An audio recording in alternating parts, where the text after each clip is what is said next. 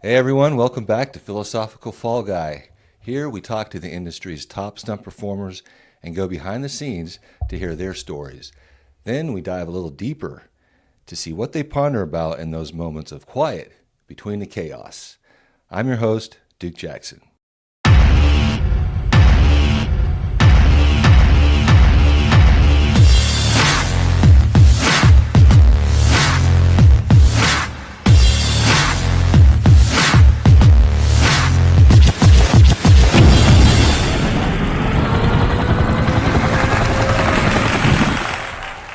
So today, my next guest, he has over 100 credits and has been nominated 4 times by the Screen Actors Guild Awards for outstanding performance by a stunt ensemble for the following motion pictures: Jurassic World, Avengers Infinity War, Once Upon a Time in Hollywood, love that one, and Lovecraft Country.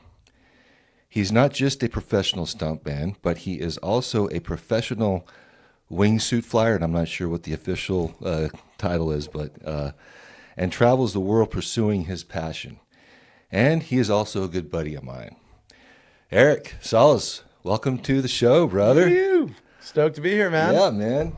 In the as you can see, I'm pretty Christmas decked out here, so I got you, a little something there, brother. I love that for you. I'm not gonna wear that. I'm not gonna lie to you.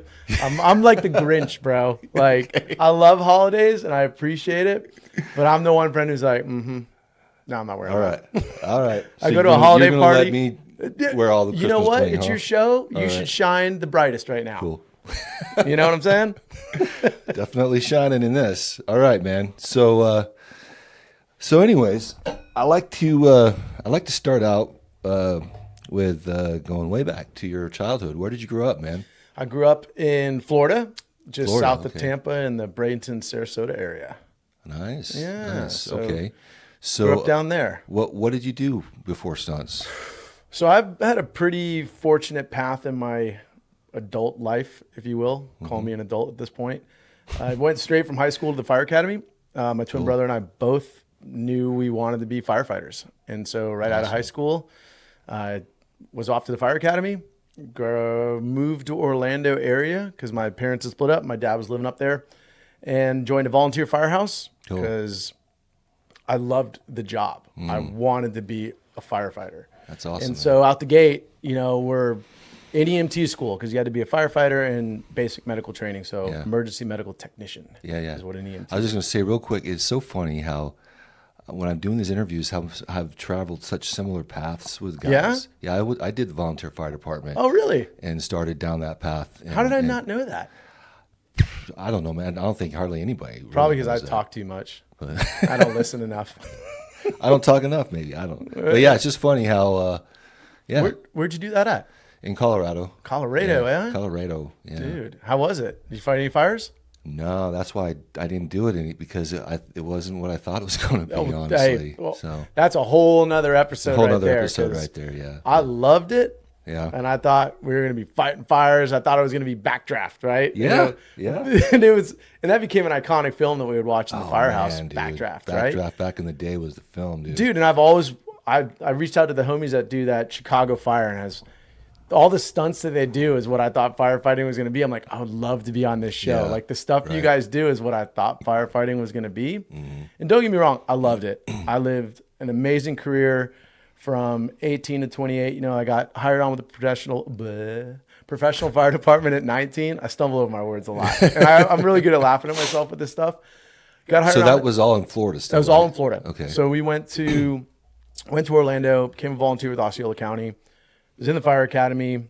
9/11 happens, and now more than ever, it's a different. I'm sure from the experience, it's a different type of career path. There's a camaraderie within it, Yeah. and there's a mentality that comes with it of brotherhood. You're part of a team, and it's you all working together on whatever emergency you're dealing with. Yeah. And when you're dealing with that kind of stuff, it's heavy. It's real life stuff that, I often feel like it's another life that I lived at this point. But I often reference the impact that it has had on my life carries with me, because I don't look at things as major issues. I always say the major issues are coming when there's a real life emergency, or somebody close to you is really sick and they're never going to recover, or somebody dies. Like, and you attribute that to the fact because you were on so many emergency calls and that sort of thing, where life was on the line. We saw death on a regular basis, right? Whether it was a medical emergency or a car accident or a house fire.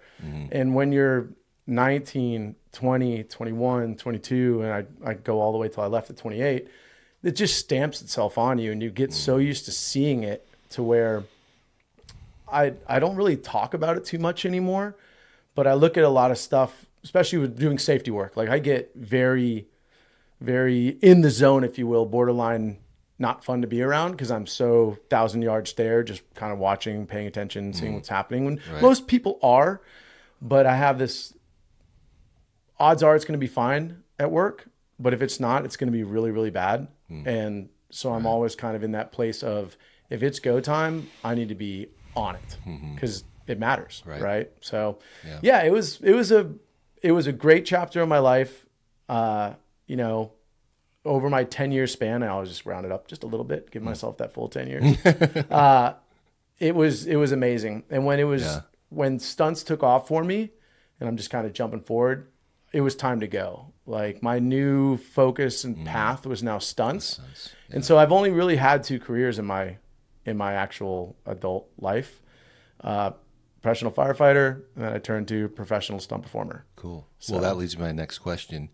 So how did you make that jump? What was it that got you into stunts? So I had worked with a firefighter who had been a professional stunt performer on Band of Brothers.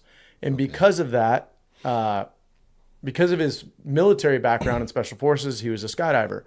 And if you remember Band of Brothers, they did a lot of round jumps on that TV series in the first episode. Specify what a round jump is. It's what they used to use in the military for skydiving. They might actually still use it. I think they're square, non-steerable canopies. So you're static lined out, and it's a parachute overhead, and they would just along for the ride, basically. And in World War II, the airborne jumped into combat. So they would exit the plane, static line, boom, they have a parachute, they dangle under it, they land where it lands them. So he did the skydiving for Band of Brothers, and he left that world and became a firefighter. He had a family, and it just, for whatever reason, he became a firefighter. And I was working a shift with him, and I'm going to speed it all up so I don't get into a long rant about this guy, because he's amazing and he totally changed my life. But he told me about doing stunts on Band of Brothers one shift, and I'd been taking college classes and I wasn't really into it. And I went to him and asked, hey, is this something I could get into? And he told me all about it, and I just started pursuing it and chasing it. And I started skydiving at the time, and I fell in love with skydiving amongst a ton of other stuff. And I stayed the path, and along the way, teachers came along, mentors came along. And it was really different for me because I didn't really know how I was going to do it, right? I had this guy who told me about it and told me, do these things. And so I'm in acting classes, and I'm skydiving, and I'm going to go to a stunt school. And along the way in acting class, I meet Ellie Zimmerman. Ellie Zimmerman introduced me to her dad, John Zimmerman. And John Zimmerman had a training facility on his property in Florida. And he started allowing me to come out there and train. And then he and I really become close. There's a mentor, and he takes me under his wing. And then one random shift at the firehouse, Glenn Wilder comes into my fire station having a medical emergency. I had no idea who he was at the time. Starts telling me. Does he live down there, or was he working on something? Yeah, he did live down there. He was in my first due district of my firehouse. And I'm a big fate. Like, you know, at the time, The Secret was big. And in acting class, they made us listen to the audio. They made us read the book. We had to make vision boards. And what year is this about? Oh, shoot, man. I don't know the year, but I know I was 24. I was 24 when I was in acting class. I was probably 27 when I met Glenn. You know, time... When you're chasing it and you don't know what you're doing, you don't know how to figure it out, before Glenn came along, before John came along, and you're just trying to figure it out. you kind of just feel like you're running in circles. Yeah, yeah. Because you don't know what you don't know. Right. Right. But once I know I want to do something, or I'm fixated on a task or a goal, I got blinders, and it becomes all consuming for me. And being a firefighter, 1 day on, 2 days off. So I had 2 days off to train and pursue this stuff. Right. What it was training, I don't know. I didn't really know what I was doing, man.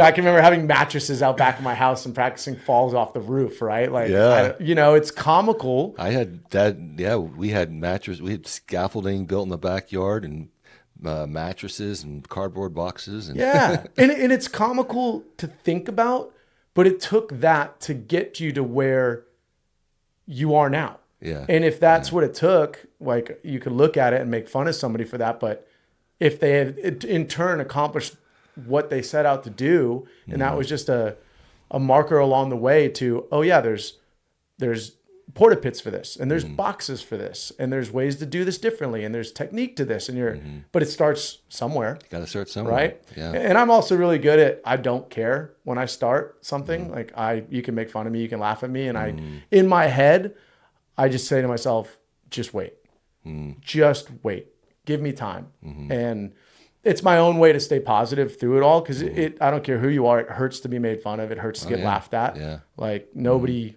appreciates it. Yeah. So in my head, I'm always like, just wait. It's all right. You can laugh at me right now. You can make fun of me. I'm gonna do it. One day you're gonna be, holy cow, man, he did it. He actually did it, right? Yeah. And so John came along, and he was probably the most impactful. Glenn came into my life and was. John Zimmerman's name comes up so much, dude. There's so many guys I've had in here that have attributed a lot of their early success to him and his help. Yeah. I can say I owe everything to John. Right? Like, John was the first person who taught me how to hustle and would let me come to sets that he was on. He was the first person I was like, you need to train this, you need to work on this, you need to learn this. You got to learn to rig. You have a background in firefighting and technical rescue, so you have to learn to rig, water safety. These are all aspects to being a stunt performer. And when you're 24, 25, again, just like firefighting, I had a concept of what firefighting was. I had a concept of what stunt performing was. Now, I'm not inherently hyper talented, aerial awareness, body-wise fights, and I say that because I have my perspective on those performers, and I hold them at such a high standard that are just flawless performances, right? And you watch them and what they do, and you're just like, wow. Well, not to take anything away from them, but so many of those guys, they started so young in gymnastics or martial arts, and like I started martial arts probably when I was 15, and you can get proficient, but somebody that started at 5, 6, 7, 8, man, there's something different about that level. And I'm fortunate that I did martial arts. I wouldn't say at a high level. I can still throw a nice spinning hook kick that I'm proud of. Sure. You put me next to Jeremy Marina, someone would be like, I don't want to do my hook kick right now. But I love seeing what the highest level of expertise is, right? What the best talent is. Because it gives you a marker to strive towards, right? And to go, I could be better. And in turn, I use that as motivation to can just keep training, keep working on the craft, keep getting better. Even if it's a small amount, it's just, I don't know. It keeps me excited. It feels good too. What's that? It feels good when it's all of a sudden you can do something you weren't able to do before. And we make these limitations to ourselves. Yeah. And then when you set out and go, no, I'm gonna go do that, and I'm gonna get better than I am, and see how good I can get. Right. I think that's a good attitude to have, because it's easy sometimes. I'm sure you're kind of like me in this way, but you sometimes don't want to start or do something because you don't think like you could get to the level that you want to be at. So you're like, well, why should I even start down that road? Yeah. And my wife's been a big teacher in this, and she's like, just enjoy what you're doing. Yeah. Just enjoy it and have passion and just do it because you love it. And then, you'll get better at it. But if you're always putting yourself at a bar, like comparing and I'm not as good as those guys. Yeah. And it can get really, I mean, it can help you work harder sometimes, but sometimes it can just, I'll never be that good. So you just stop doing it. You know? And it's awesome that you say that, because I couldn't agree more. Go do it because you want to do it. Get consumed by doing it.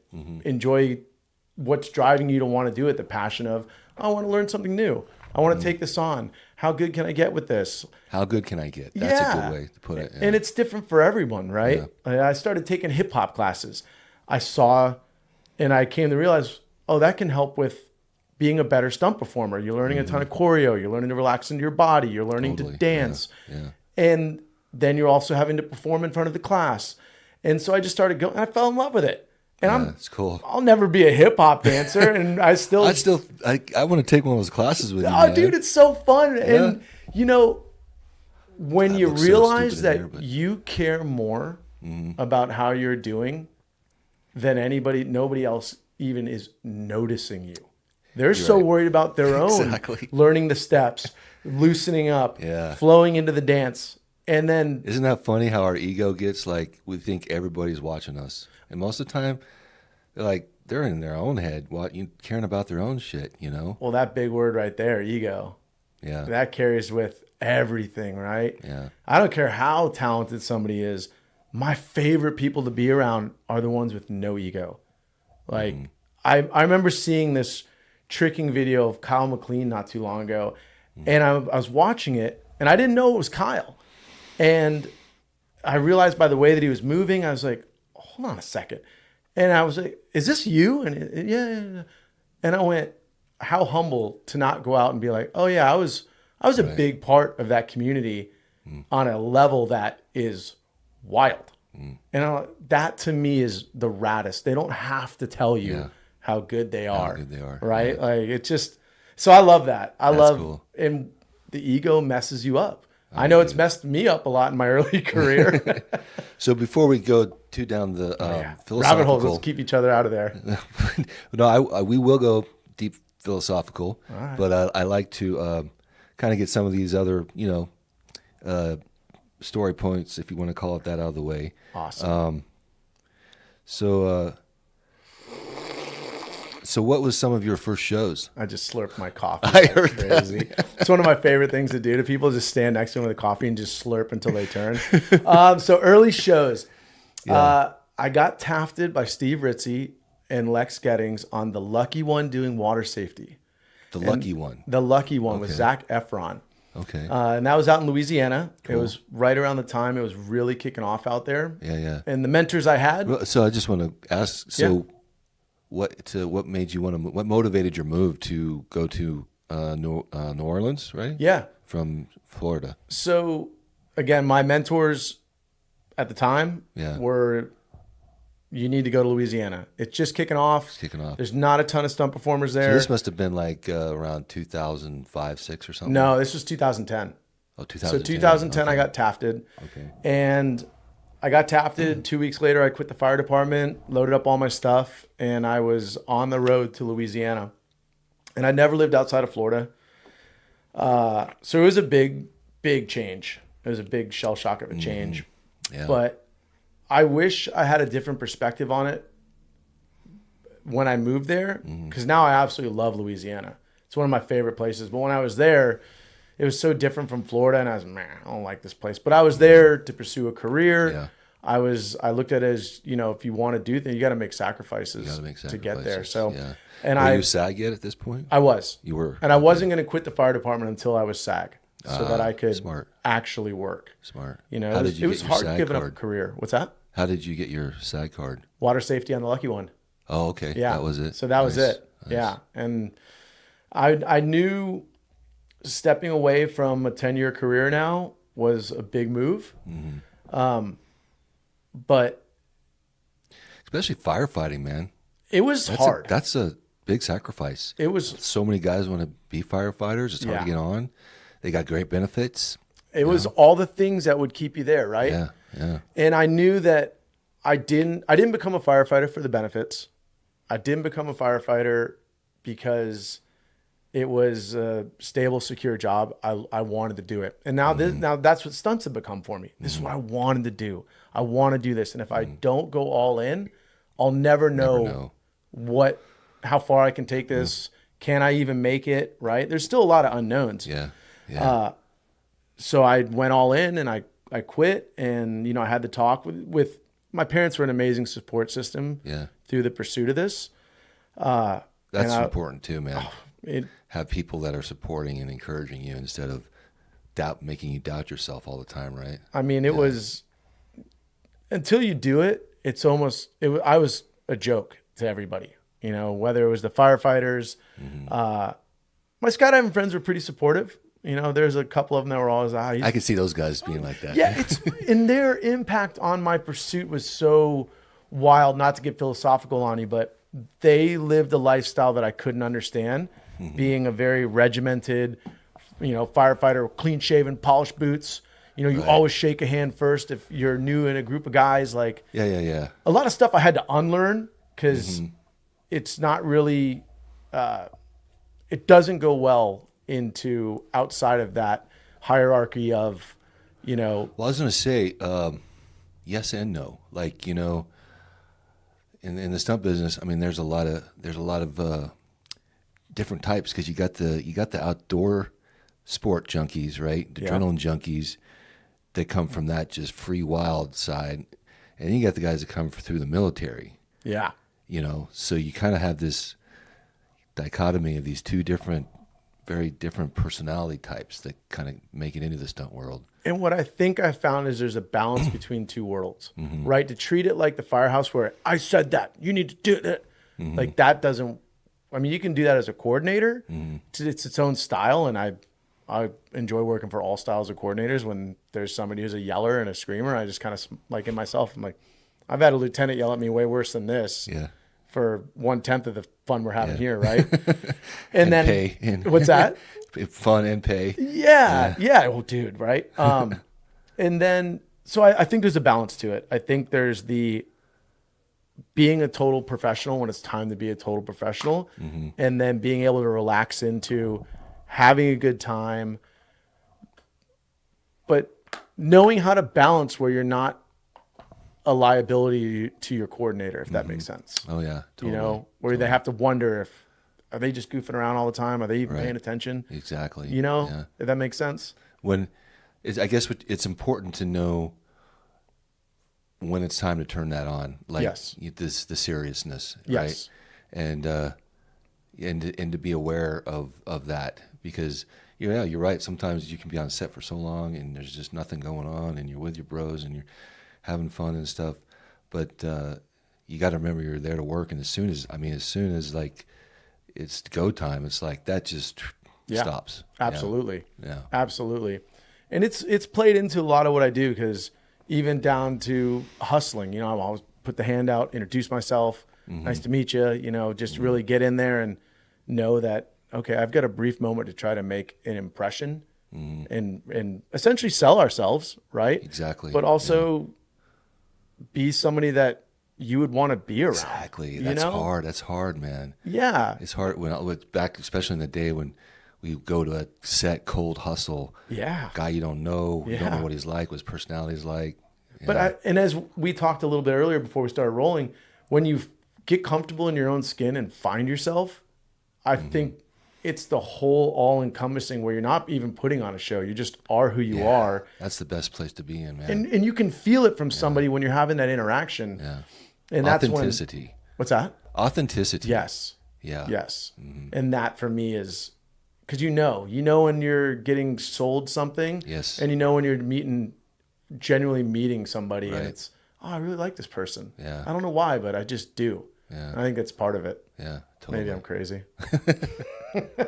No, I feel you, bro. I feel you. And I think, man, that was hard for me, especially because, I was not small town, but we lived in like the outskirts of Denver, you know.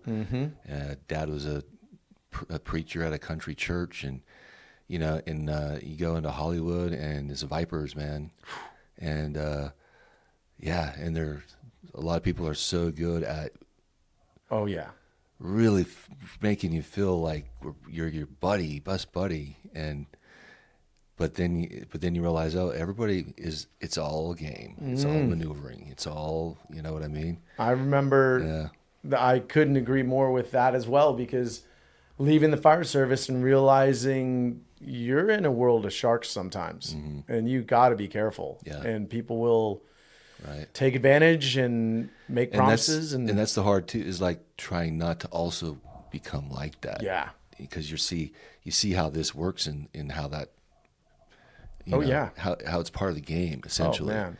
And to try to step back from that, that's hard, you know, because it's like, okay, I could be this way and probably make it a little further, you know, or quicker anyways. But and I think, I don't want to say time teaches you it, because I feel like some people understand it early on, but all we have is our word. And Trace Cheremy, who I know you know, Trace, he always said that no one's gonna ever say that Trace wasn't an honest guy. Right. You know, he did in that third person with the Cajun accent, but it sums it up so well. When the time comes and I'm no longer living this party with everyone, he lived by his word. Yeah. When he said it, he meant it. Right. He was an honorable person. Yeah, man. I mean, I came up so religious and everything, but there's certain things that, you know, Christ said that like stand out so much to me now. And one simple one was, let your yes be yes and your no be no. Let your yes be yes and your no be no. Like, you know, people, that's not in our business or in this world today. But you know, when you meet the person that it is. Yeah, right. And they really stand out to you. Yeah. You know what I'm saying? Like, for me, that's huge. They don't mesh their words. If they say it, they mean it, right? And that is, it's special, right? It is. You know, you're not. Yeah. I always love when somebody's just straight up, I don't have anything for you. I'm just, awesome. Thank you. Yeah, right. Thank you. Yeah. As opposed to, I'm going to try to get you on, right? And you kind of feel it. You feel it. And I'd rather just be like, look, if I could, I would. But, and look, right, wrong, it's all on the individual and what is right and wrong. Maybe they don't want to let you down. Maybe they want to give you hope. Right. And so there's all different ways to look at it. There is. But I like that blunt, brutal honesty, man. I love it. It's my wife would say, "Oh, you're like Japanese." I do. That's the way they like give it to you straight. Just I love that. Boom. Life's too short, man. Yeah. Just say it like it is. Say it like it is, brother. Open communication. Yeah. That's a special thing. Yeah. So, do you have a couple of favorite shows or gags or anything that come to mind that?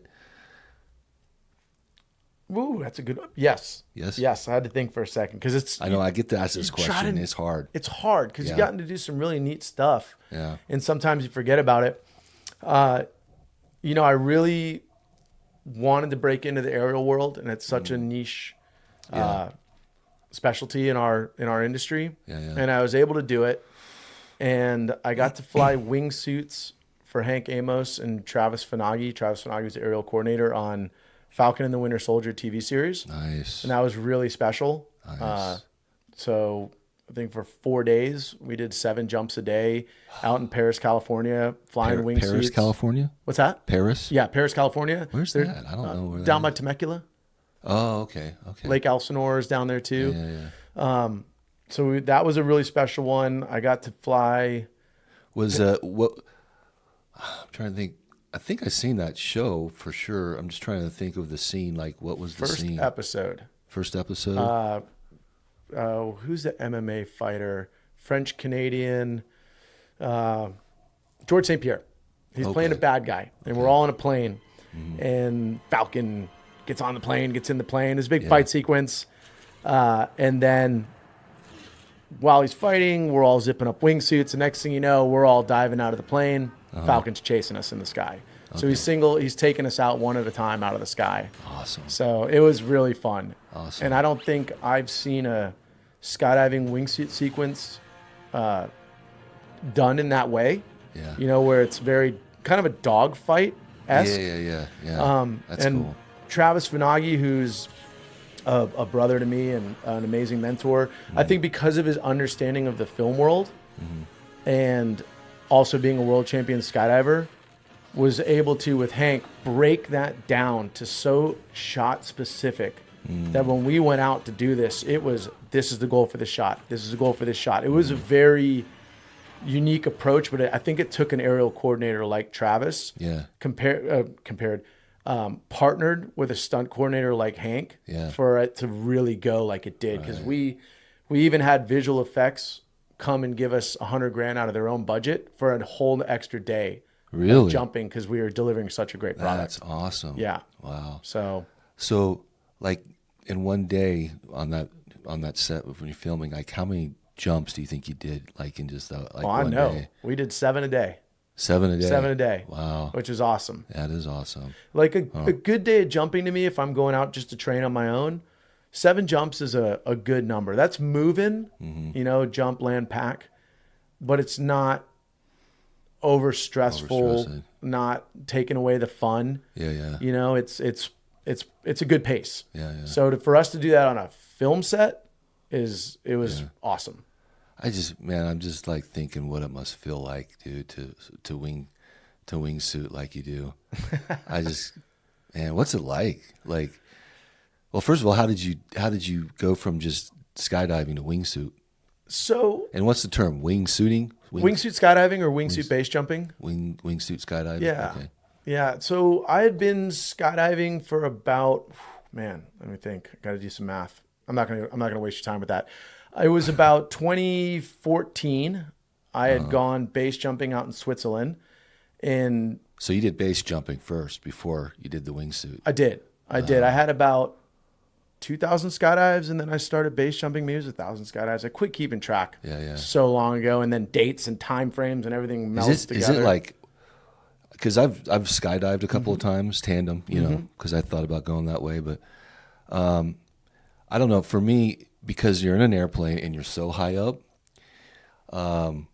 it's a little different, Plus the wind like catches you right when you step out, and I didn't really feel the free fall that much, Well, I mean, the plane's base jumping. Well, base jumping. I mean, when you leave the plane, you're already doing 80 knots, is what usually the aircraft slows down to. So it's not that long to get the terminal velocity, right? Yeah. So you're already moving at a pace when you leave. Base jumping is its own monster. It's not skydiving at all. The dangers are substantially more. And the easiest way to put it, if somebody asks me about getting into base jumping, I will openly say, don't do it. Unless you absolutely have to do this, don't do it. Skydiving is amazing. It's incredible. Base jumping is, it's so dangerous. It's incredible, and I absolutely love doing it. So it's like that double-edged sword. How do I tell somebody not to do something that I love so much? Yeah. Right. But, base jumping, the acronym, building antenna span Earth. When we're standing on the edge of the cliff, What's the acronym? Building antenna span Earth. Oh, okay. Yeah. All right. So it's an acronym. And so wingsuit base jumping falls under Earth. You can do it off a cell tower. You can do it off of anything you want if there's enough altitude and you want to do it. But there's a lot of stuff I probably wouldn't recommend. It might be a one-time thing, but so it usually falls under Earth because, at least in my world, because we're usually standing on a cliff. Yeah. But yeah, it's not like being in a plane. It's not like being with a bunch of people. I usually prefer to be with a small crew when I'm base jumping. I don't like party loads. I can't imagine especially the first time base jumping. Oh man, it's got to be so different than just jumping out of a plane. So I started base jumping out in Twin Falls, Idaho, off of a bridge, right? Little 500-foot bridge. It's 4 and some change, but I just rounded up to 5 for conversation purposes. And it's its own style of base jumping. They call it slider down. And that's really specific to the way that you're packed in the parachute for the time delay that you have from the time you leave the object. Yeah. Now I'm really into wingsuit base jumping, which is different parachute pack style, different equipment, and then preferably really big cliffs. And I've seen some of your videos, man. It's a good time. But it's different because it's quiet. It's just not skydiving. And I usually keep them very separated, but it's a very intense experience. that took me time to get comfortable in. can imagine. When I started, I was very like, oh, what am I doing? Everybody was dying at the time when I was learning in very, very high numbers. And the technology was just advancing to a really amazing place. And where it's at now is insane. But you rewind the clock to 2015 era and 16 and 17, it was just horrific with the fatalities. And you have all this stuff going on in your I was head. just going to say real quick, speaking of fatalities, do you remember, this is early 2000s for sure, famous base jumping, I think wingsuiting at the time. He died at the Royal Gorge Bridge in Colorado. Dwayne Weston. Yeah, Yes. yeah. So that was right next to where my parents had their Really? motel. And my mom actually was there videotaping Whoa. when he hit the bridge. Yeah, that's It's no joke, man. it's a pretty traumatic experience for all those people there. And, knowing the story, and we don't have to dive into it, but what he attempted to do, I think for the time and the technology was insane. Yeah. Personally. And I don't know why you would go for it, especially at a demonstration where you have a ton of people where watching, keep it safe, kids, put on a show, no matter what you're doing, everyone's going to love it. And it was worst case scenario. Yeah. You lost your life Yeah. in the pursuit of something. And then the impact that it has on Right. all those people that were watching. Yeah. Right. The trauma. And it's pretty brutal. Yeah. But anyways, so a lot of your buddies were guys that you knew were dying. And still to this day, our numbers are still high. It's why base jumping is what it is, right? You're jumping off of a rock with a parachute or in a wingsuit. And it became a thing where I evolved into what I wanted to become, which was a wingsuit base jumper, where I could get to the edge, calm myself down, look at my plan, look at my flight, have my emergency plans in my mind. I mean, there's a certain stuff that, well, if that happens, you can have whatever plan you want. It doesn't matter. It's game over. But there's other variables that you have to be aware of, and at least to have a plan in your head so that if that happens, you're executing, very quickly and proficiently, because there's a rock probably not too far away from you that even though you have a parachute overhead, you touch that thing and it's a really bad day, So it became this thing where now I can look at myself and go, oh, the season. All right. We're going to go do some wingsuit base jumping and get out there. And, I feel the nerves and I calm it all down. You get to the edge and you zip in and you really go to this place. Like we were talking about big wave surfers and what it must be like screaming down that wave with this thing behind you of consequences, right? And if you don't do everything right, those consequences are going to catch you. Yeah, they're going to be big consequences. Yeah. And it's the same with wingsuit base jumping. If those consequences catch you, the worst is the worst, but there's other variables that you think about. But it takes you to that place where you're so hyper-focused, you're so present to the moment, and it's a really special thing because when you step off, once you step off, one, there's no going back, and there's no one coming to help you. And I absolutely loved that about it, that I'm putting myself into a situation where it's live or die, it's all on me. Yeah. And I love that kind of experience. Yeah. When you're talking about how it makes you be in the present moment, I think when I think back on it, and we're skipping ahead to the why, but that's okay. I think I had such a hard time. I've never been diagnosed like ADHD or whatever, but had such a hard time like being in my body and being in the moment because my head was just always going around about something, right? And I found for me, I started getting into climbing. Oh, cool. And it just made me focus because if you don't, and especially I experimented a little bit with not using ropes and stuff, but you have to be so you have to be so in the moment. Yeah. Right. And it was like nothing else could do it for me. you know, like now they have meditation or medication and meditation and all that. I didn't know about any of that stuff back then, man. Well, Yeah. what's interesting, I've dealt with the same stuff, right? And I now believe ADD, ADHD, whatever you want to call it, is a superpower. Because when you take someone, I can only speak for myself, when I take myself and I focus on something that I'm passionate about or I want to be doing or I care about, blinders are up and it is a soul focused pursuit. Yeah. And I can do it undistracted every day and rain or shine, nothing stops me. And I believe too, finding, because I had to understand my brain, because I explored the medication and that was its own monster that really, really messed me up pretty bad for a couple years. And when I got off of it, it was its own thing, but not to get lost in that.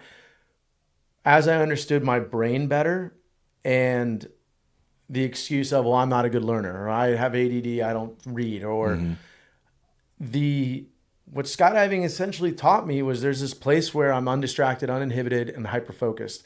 And I took that to everything to where I don't have to jump out of a plane to get it. I can sit and read a book now. That's amazing. That's and awesome. Be lost in that book where I was not a reader, right? And I got to the point where no, I'm going to change that. That mental perception is me with a limitation that I'm creating. Yeah. And I would set a clock. For the next 10 minutes, nothing matters. Right. I don't need to answer my phone calls. I don't need to do anything. This book is the only thing.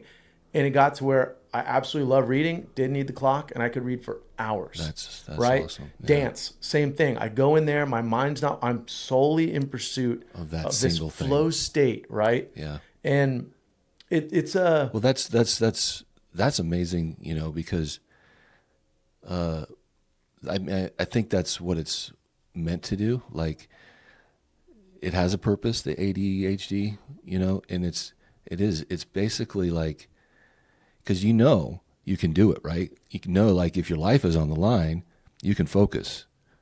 So that capability is in us. Yes. We're just not learning how to use it in everyday life. We have to have some life, altering experience before we'll actually focus. You know? And I think too, it's so easy to want to diagnose something, hand out a pill, and do this. And really, I'm not here to tell anybody how to raise their kids, but it breaks my heart when I hear that being given to a child, because I go, maybe give them something to use that energy towards. Maybe I couldn't sit still in school, and I wasn't good at all that. In all terms, I should have been a quote unquote failure to the system of what school taught. And I think I've had a very successful lifestyle. Yeah. Firefighting was amazing. I hated school. I hated studying. I hated books. When I went to the fire academy, I wanted to study because I knew I needed to do this to get to do this. Right. And it was all encompassing. And then you put us on the fire ground. We're dragging hose. We're searching rooms. We're doing this. We're doing that. And I crushed the practical world. So when we got into stunts, I was like, oh, this is all hands-on, practical world. This is amazing. Yeah. It was very copacetic. It's not all theory and concept. No. Yeah. And so for me, it's, figuring out a mind and how it works and how to take it and guide it and figure out what passion is and what helps them reel it all in. You got to get out and burn up a bunch of energy first thing in the morning so you can sit into just sitting in a classroom. Oh, I don't know. I haven't sat in a classroom in a long time. Me neither. I try to avoid it sometimes. And then I find myself in a class and I'm like, oh, this is fascinating. I'm stoked to learn this. Yeah. Oh, I don't know. Maybe I've programmed my brain a little differently now.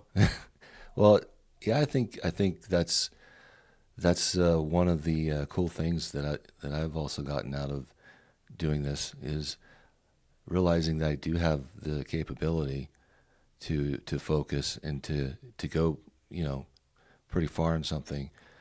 Whereas before, if you never had to been in that situation where you actually had to focus and figure it out, then sometimes you just don't even know. And I think that's well, a lot of people in our society, like they never really had to be in that situation maybe where it took all of their focus to get out of this thing or figure it out. Yeah. You know?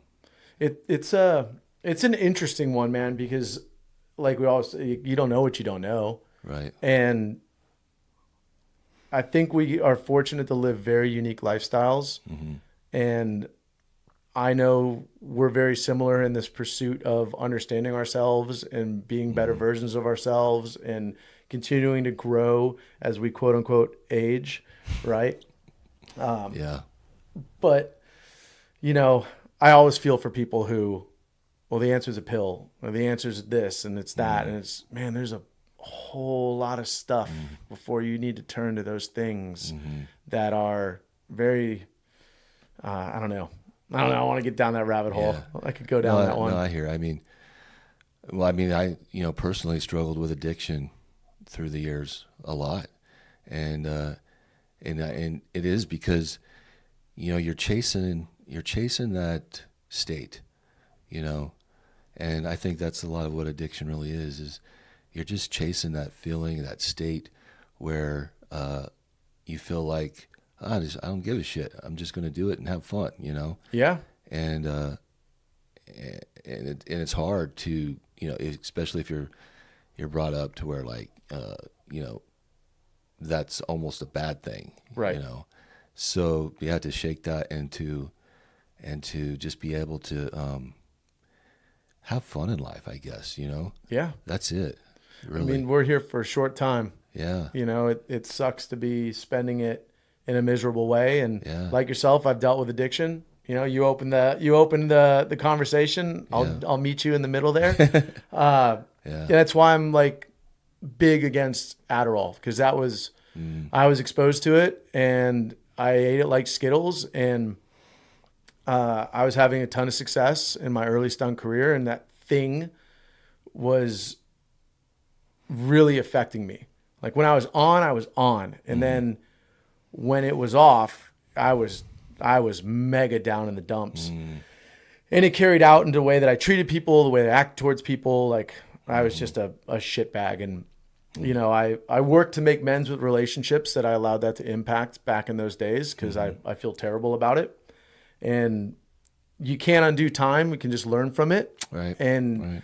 I also have had the grace of understanding that I have an addictive personality, and that I stay clear of certain things now because I recognize that in myself, and I go, ooh, I know what that could lead to, and I don't want to walk that direction. And it's enough for me just to go, you know what, I'm good.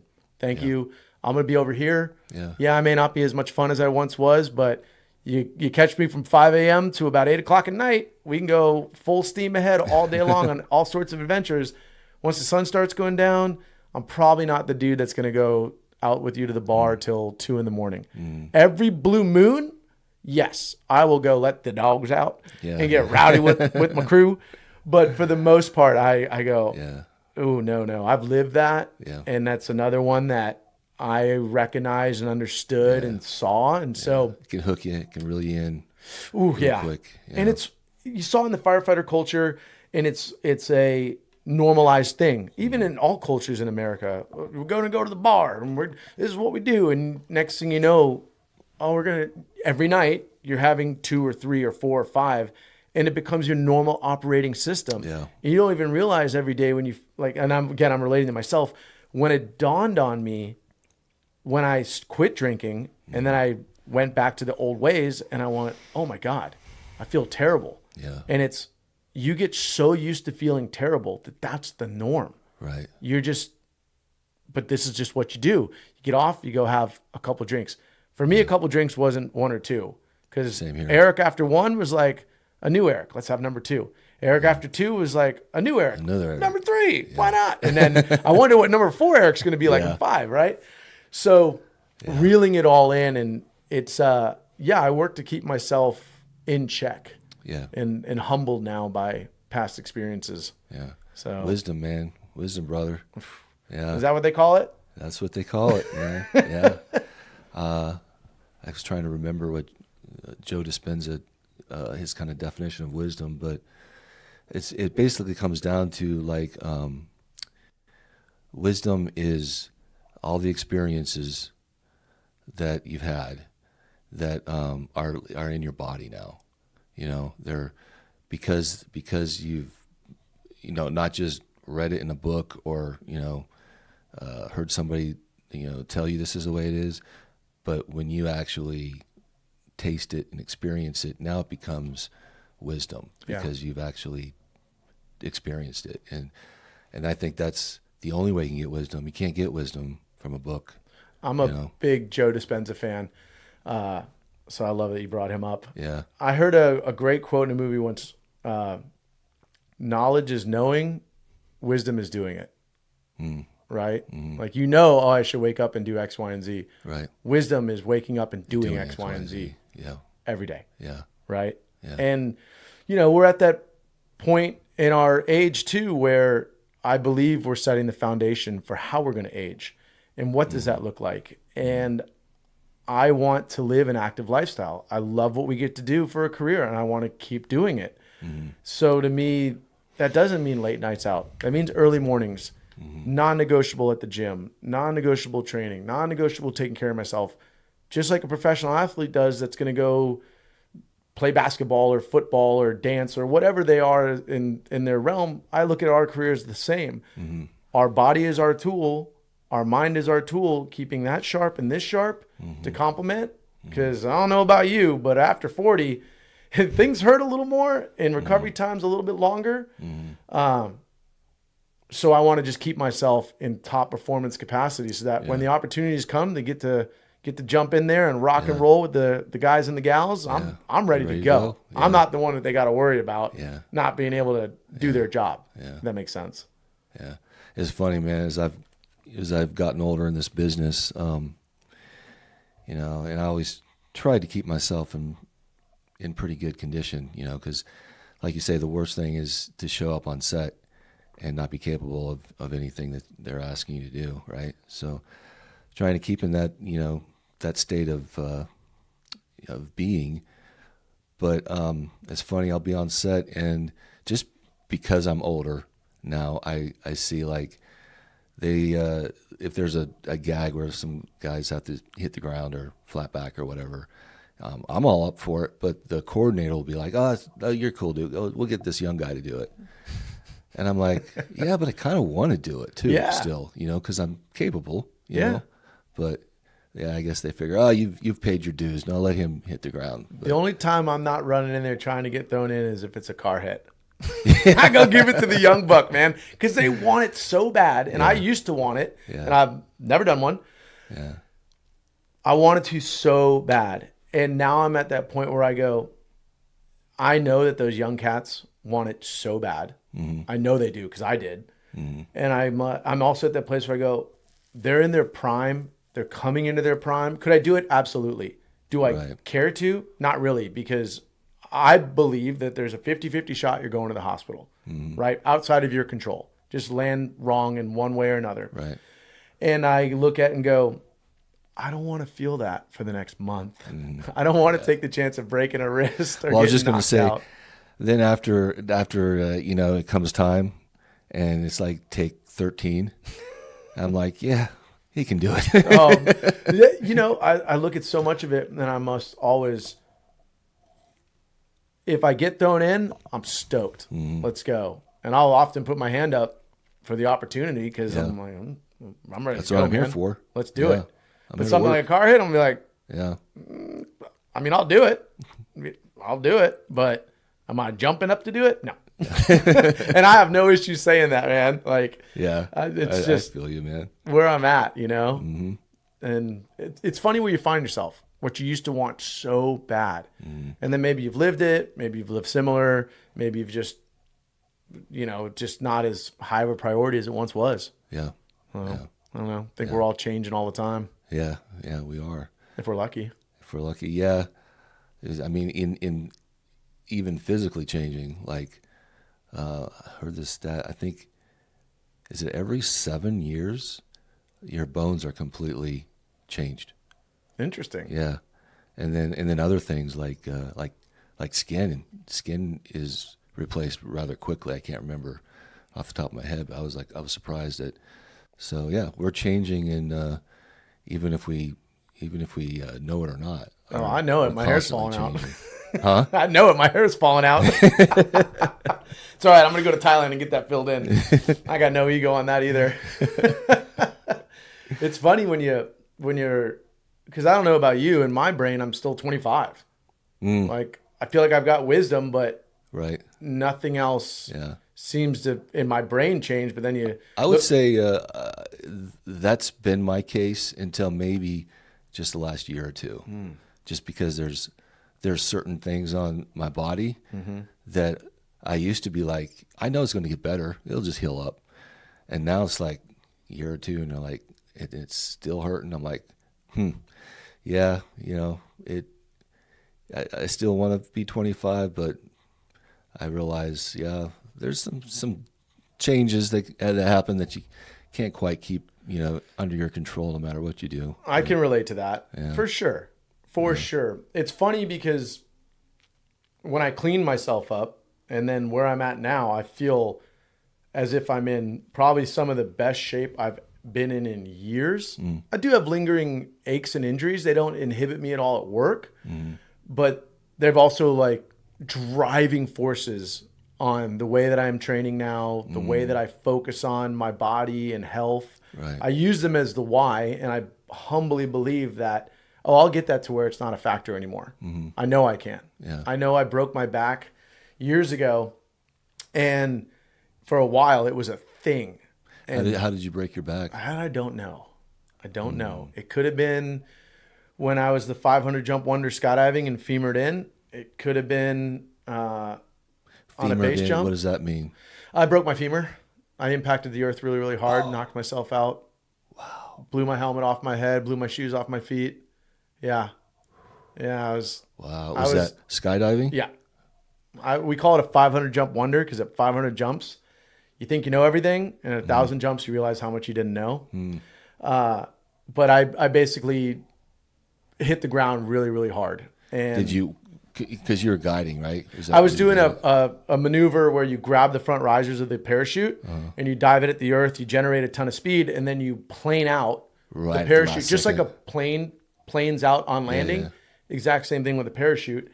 And I didn't know what I was doing, and probably Adderall was involved, and I grabbed those front risers. It was our first training jump. We were going to do a skydiving team that year, and I wasn't SAG yet. And I loaded that wing and I dove it, and I thought I was going to run it out. I had no idea that it was about to be lights out. And so had I never woken up, it wouldn't have been a horrible way to go at all. It would have been, I'm sure everybody would have thought, oh my God, he died skydiving. But for me, I thought I was going to run that landing out. And next thing you know, I hear an ambulance coming. I come to, everybody's around me. Wow. It's one of those. And Wow. yeah, I end up with a rod in my leg. But so it could have been when I did that, because a lot of people femur and break their backs, but I have no idea. But it was such a thing. And then I got involved with an exercise routine called foundation training, which is all about strengthening the stabilizer muscles of the spine. And my back, and I knock on your little wood table here, is not ever a factor for me, ever. And I do it every day. I mean, it's such an amazing practice. When my twin brother quit the fire department, he was always very passionate about fitness. He got involved with that company and went off, and now he works with them full time, helping people with back stuff. And it's called Foundation Training. Foundation training. Yeah. Okay.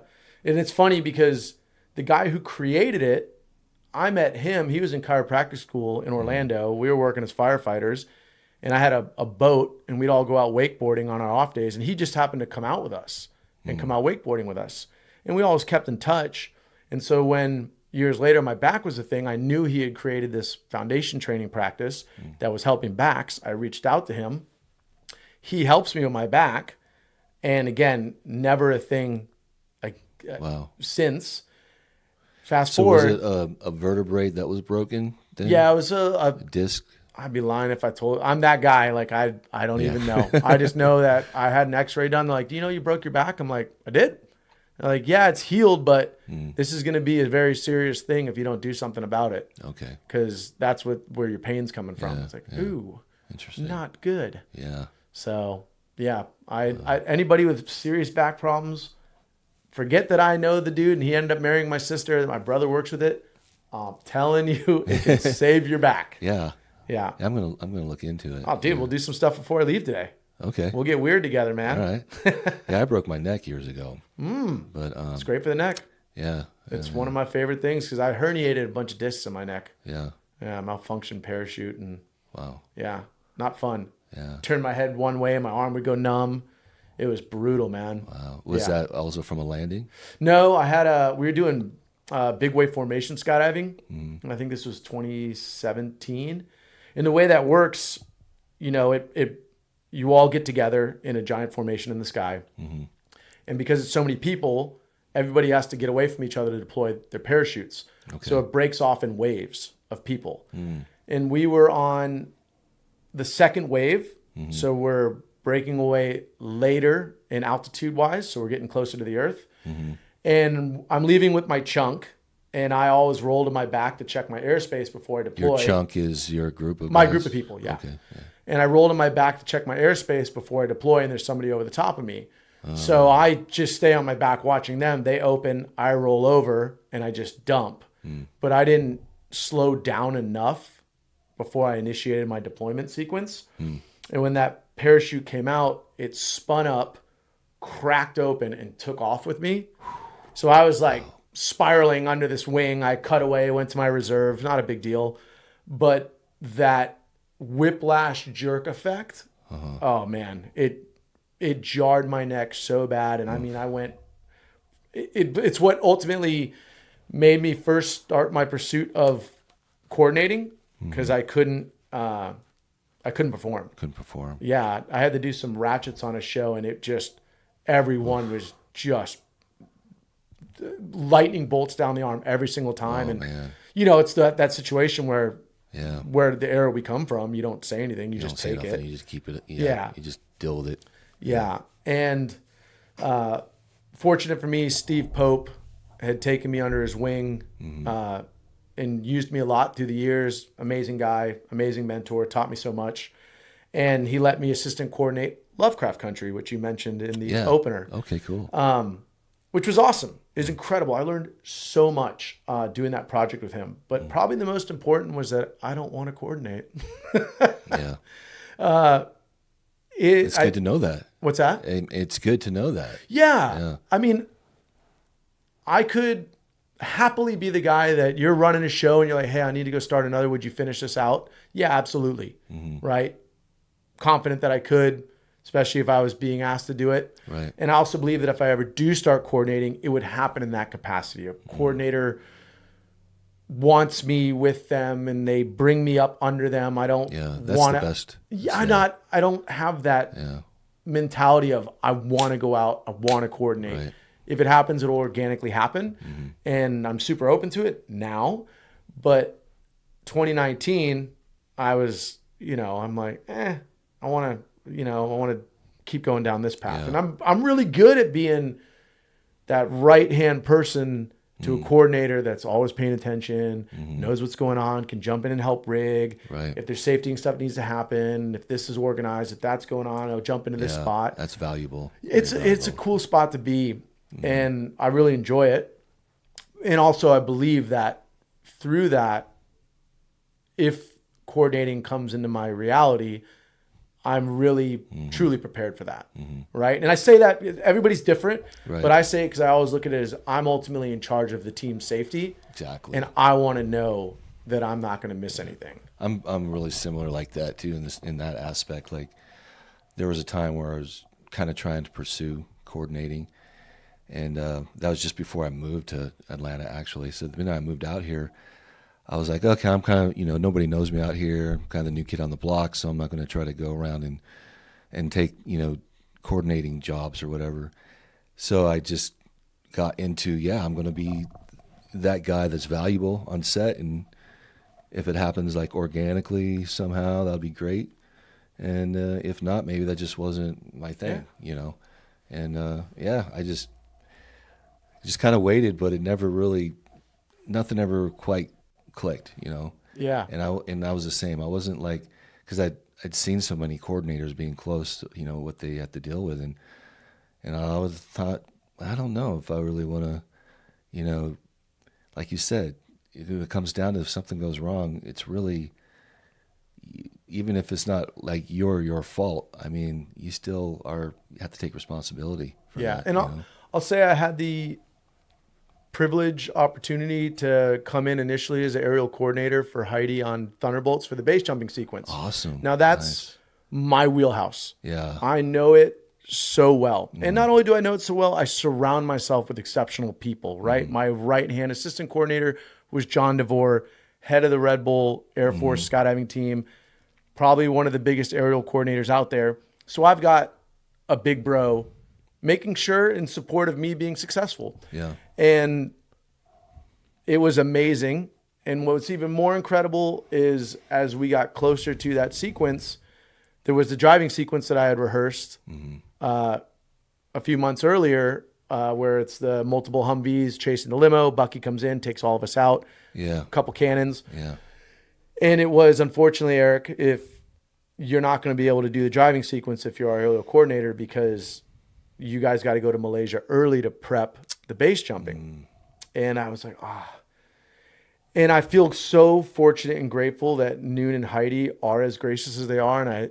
And I have the comfortable space to approach them and say, how can I do the driving sequence? And then, and them to be open enough to give me that opportunity to be the aerial coordinator, but also give me the space to go, this is an amazing credit, but I would rather do the driving sequence. If I was doing the base jump, that'd be a whole nother story. But I approached it in a way where John could take over as aerial coordinator. I could stay and do the driving sequence. And if I can't join him in Malaysia, I can't join him in Malaysia. And they said, you want to do the driving? I said, yeah, I really do.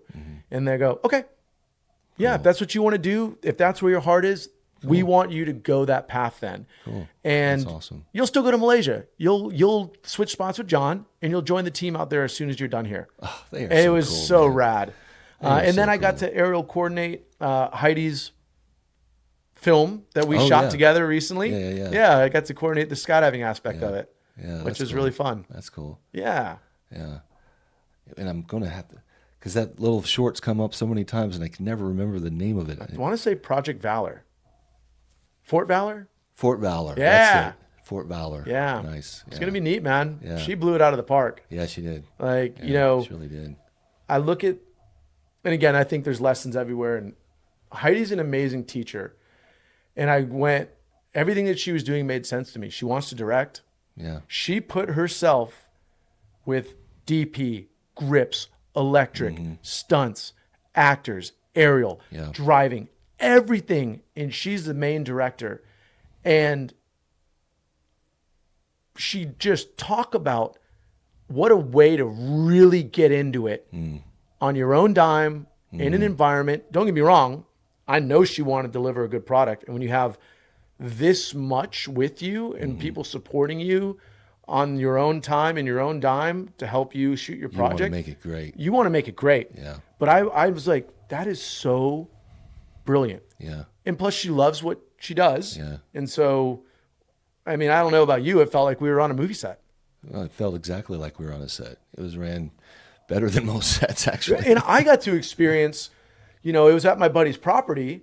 And so I felt a level of responsibility towards my buddy Hans, but also I was able to look at it and go, the vision is Heidi's end project. Where am I resources best used? Right. Yeah. And I was crew parking first thing in the morning, filling generators. I remember. I was driving people up. You were all over that thing. I was all over it. Yeah. And, I was fortunate. Alex Big Boy was a really, really amazing hand that was there with me as often as he could be. Yeah.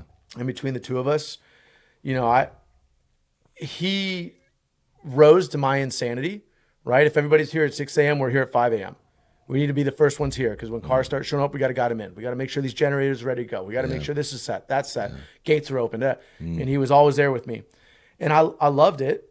And, do we want to be in performing and doing that? Yeah, we do, of course. Of course. Yeah. But in that moment, for me, it was about what does Heidi need Yeah. to accomplish this goal? Not That- what do I want?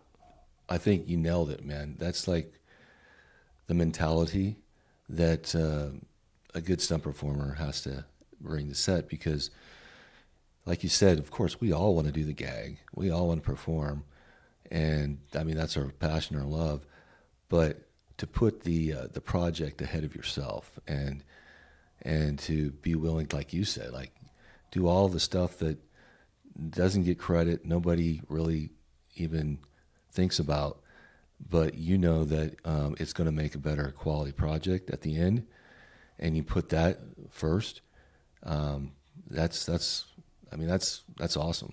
And I think if you were to ask me what's a piece of advice to give somebody, when I learned that not every moment's meant to be my moment. Yeah. Sometimes I'm meant to be there in support of somebody else's. Yeah. If I'm seeing somebody do a gag that I would love to do, or maybe I ego-wise or humbly-wise, without ever saying it, think, oh, I could do it better, why them? It's their moment. It's their opportunity. Yeah. I know how pumped I would be to get to do it. I know how pumped they are. So how can I be of service to them to help them be as successful as possible in this moment? Because overall, it's what we are here for, the goal, which is making this film, making our coordinator shine. And if this person isn't successful, the coordinator doesn't shine. And if they don't shine, I don't shine. It's not about me. Right. It's about the project. And I look at it all that way. If I'm doing a gag, I need to do this as awesome, smooth, proficient, so that my coordinator who hired me, put me in the spot, who has people to answer to, if it doesn't go well, is going to shine. And when I got to that place where I'm like, oh, okay, and don't get me wrong, there's times where I might be a little bummed out if I'm just getting pulled just to get pulled. But again, it's just the way it goes. Yeah. There's jobs that all my friends are on that I would love to be there, but I don't get to be there. And you know what? It's not my adventure. It's their adventure.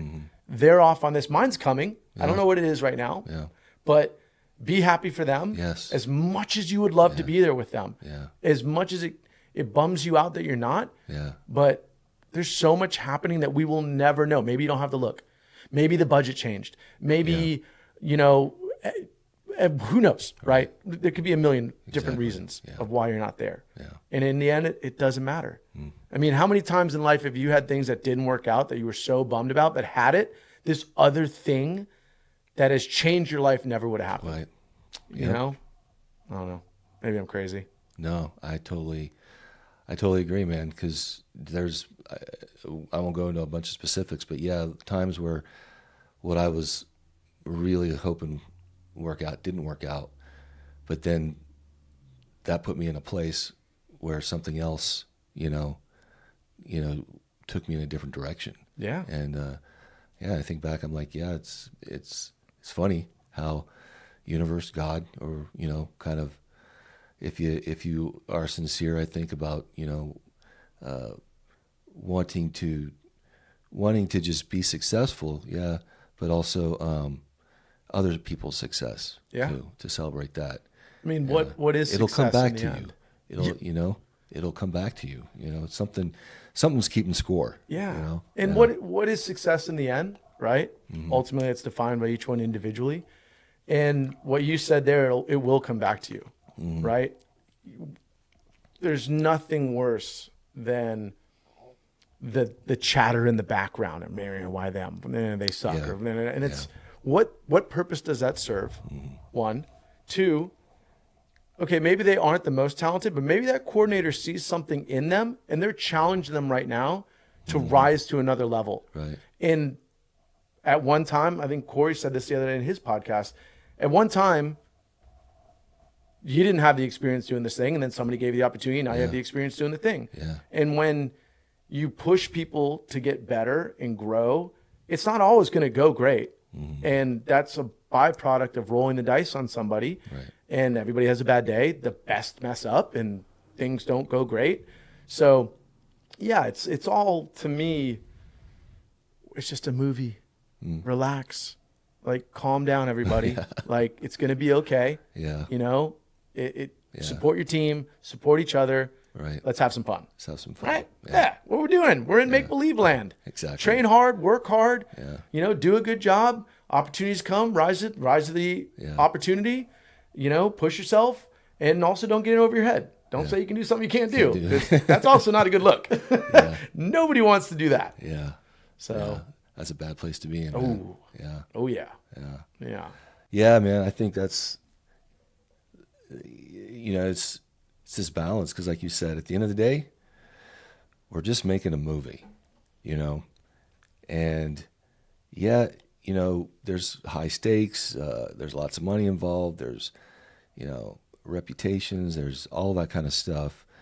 But, at the end of the day, you can't take it too serious. Like you got to realize, I'm in this, this business that is basically about creating and fun, and to remember that and not, we're not brain surgery or, like you said, like a firefighter even most of the time. I mean, we're not there to change the world, I guess, except then again we are. So it's this balance, man. It's a true balance. Yeah. And there are these times and there are the places where these gags are high consequences. And if you aren't on it, it could be a really bad day for you or someone else. Yep. And so there are those times where, that respect for the craft at that level needs to be. Right.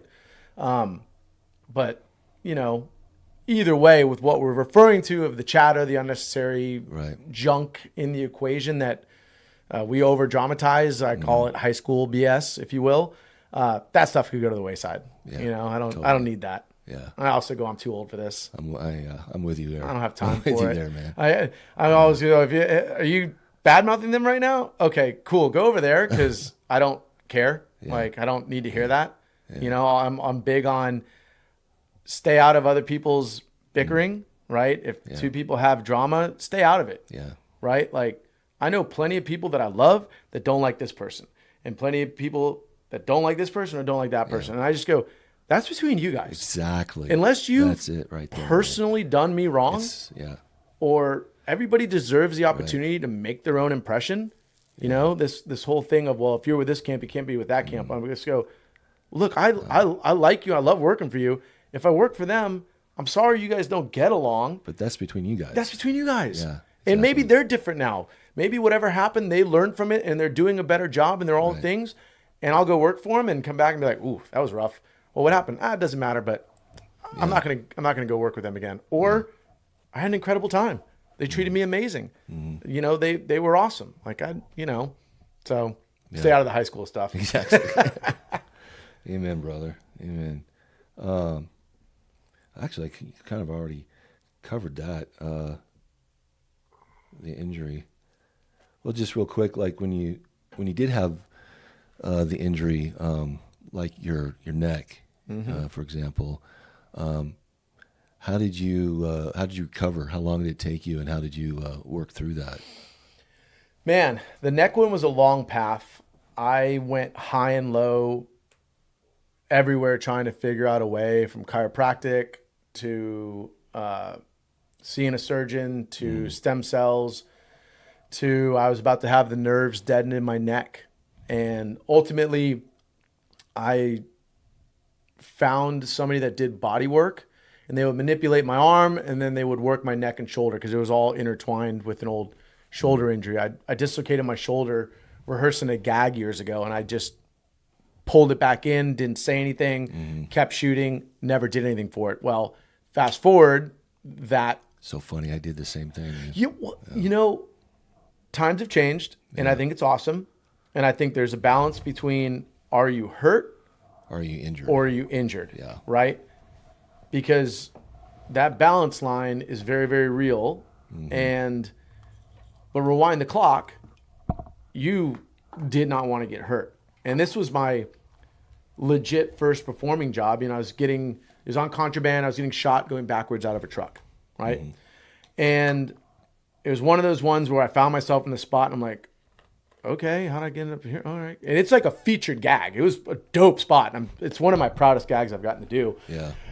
But in rehearsal, they're setting up the pads, and I'm Joe Schmo, new guy, and there's a lot of OG rock star is there, and okay, we're going to rehearse you going out of the back of the truck. And great lesson, check your pads. I always ask a performer when I'm setting up their pads, like, hey, do you like your pads? Yeah. Like, I want you to sign off and check it. And that's my own, because of not Your lack of experience. knowledge, times, nobody's fault but my own, but lack of knowledge in the time.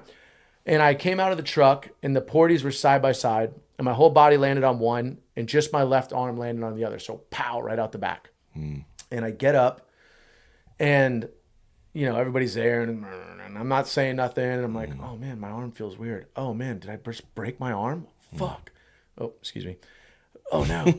And I go, no, I can still move it. I'm like, I dislocated it. Okay. So I already knew, like, hang the arm, grab it, put weight on it, and I just hung my arm, dead weight, leaning over, hinged at the hips, pull it straight down, pop, goes right back in. I'm like, okay, it's in. It hurts like crazy. All I got to do is hold a gun and get shot and go backwards out of the bed of the truck. Yeah. We get through, we shoot it. It goes great. If you want to see it, contraband, duct tape on my face, robbing an armored truck. Yeah. Hank Amos and Darren Prescott and Wade Allen. It was an awesome experience. Trace was out there. A bunch of Brand X guys were out there. Jeff Galpin. So many great people, and I've drawn blanks on it. Regis was with me. Regis Harrington. We go way back. And I never did anything for it. I went and saw a doctor, and they're like, oh, you got spider fractures. You tore this, you tore that. And we need to do surgery. And in my head, I'm like, we're not going to do that. That's not going to happen. So that's one that stayed with me. So I'm big on now, take the time.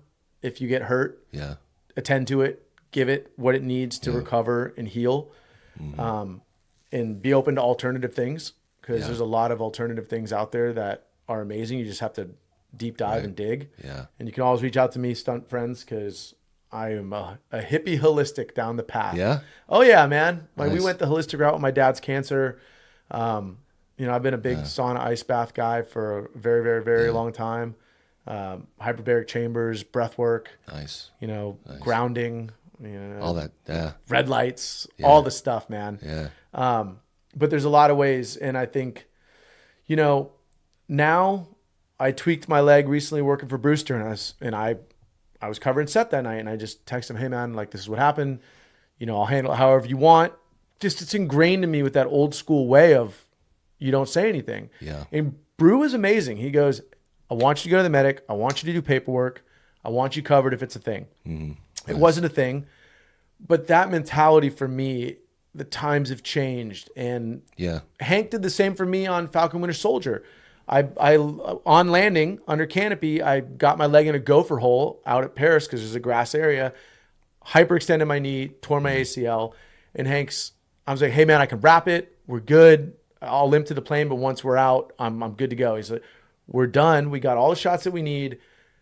We're just doing, random things now. So see the medic, make sure you're covered, and you killed it this week, but relax. Yeah. All right, bud. Yeah. And I ended up having to get ACL surgery, and because of Hank, I was covered, and Nice. it was handled, and now my knee is good as can be. Awesome. So it's the balance, right? Yeah. And Well, like you said, I mean, things have changed. Yeah. I don't know exactly when. I think it's kind of been a gradual thing that's kind of happening. But yeah, I mean, I can remember, especially like back in the 90s and stuff, it's like the last thing you wanted to tell anybody is that you got hurt or injured, man, because somehow you felt like you failed, and so you just do what you can, don't say nothing, and try to work through it. But I did this. I don't think I dislocated my shoulder, but I tore the rotator cuffs all around it bad. And this was way back. I mean, this wasn't even for a film. It was for live shows. And it's at Magic Mountain. And we were doing fight scenes, Basically, this was kind of still in the training. So we're just basically like, okay, you guys pair up. And I want to see, your fights. So it was me and R.C. Ormond, if I remember right. But awesome. we did a fight, and you're thinking I want to impress and stuff. So I did a Hong Kong spin on this one reaction, but I'd never really done one or been taught how to do one. Went for it, baby. Time to shine. And I just went for it, and I didn't land good. Where you should be kind of landing on your back or even your face and flat.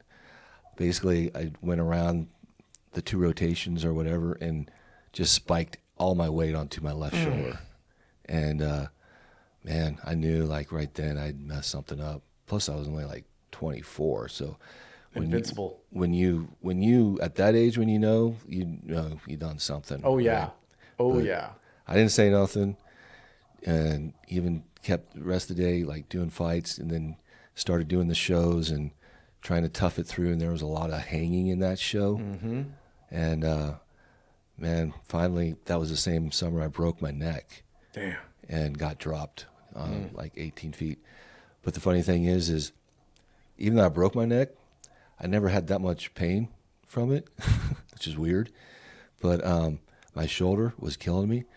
And so that's when I claimed my shoulder injury at the same time as my neck injury. Brilliant. And it was good because then I got the right kind of care for my shoulder, for it. But yeah, I mean, I was the same way. It's like you just don't want to say anything. You feel, but now it's like you said, it's like people are more like, okay, yeah, you got injured. That's cool. That's fine. Let's make sure it's taken care of. I feel fortunate that we came up when it was still the way of, don't say anything. Mm-hmm. There's a level of toughness to that I believe the older generation brought into our industry that I think is still important in our world. And the difference between am I hurt or am I injured? Yeah. Which is a fine line, right? Mm-hmm. I love where it's at now because I do also heavily believe that what we are doing is dangerous and does have consequences. And if somebody gets hurt in pursuit of what we're doing, yeah, they should get the proper attention and care that's needed. But I also, I don't know, maybe it's ego, love that we got to taste a bit of that old school, right? Yeah. So much of what we get to enjoy now, they sacrificed to get us to where we are. Yes. And it's something to be said for that. Yeah, there is. Yeah. Yeah, there is, for sure, man. We kind of covered this question too, I'll kind of just go over real quick again. Like, why do you think you do stunts? What in stunts drew you, or what inside of you drew you to stunts? Initially, it was the idea that my hobbies could be my career, and I could travel the world and get paid to do it. Yeah. Right. I was working as a firefighter, and I knew what the next 20 years looked like.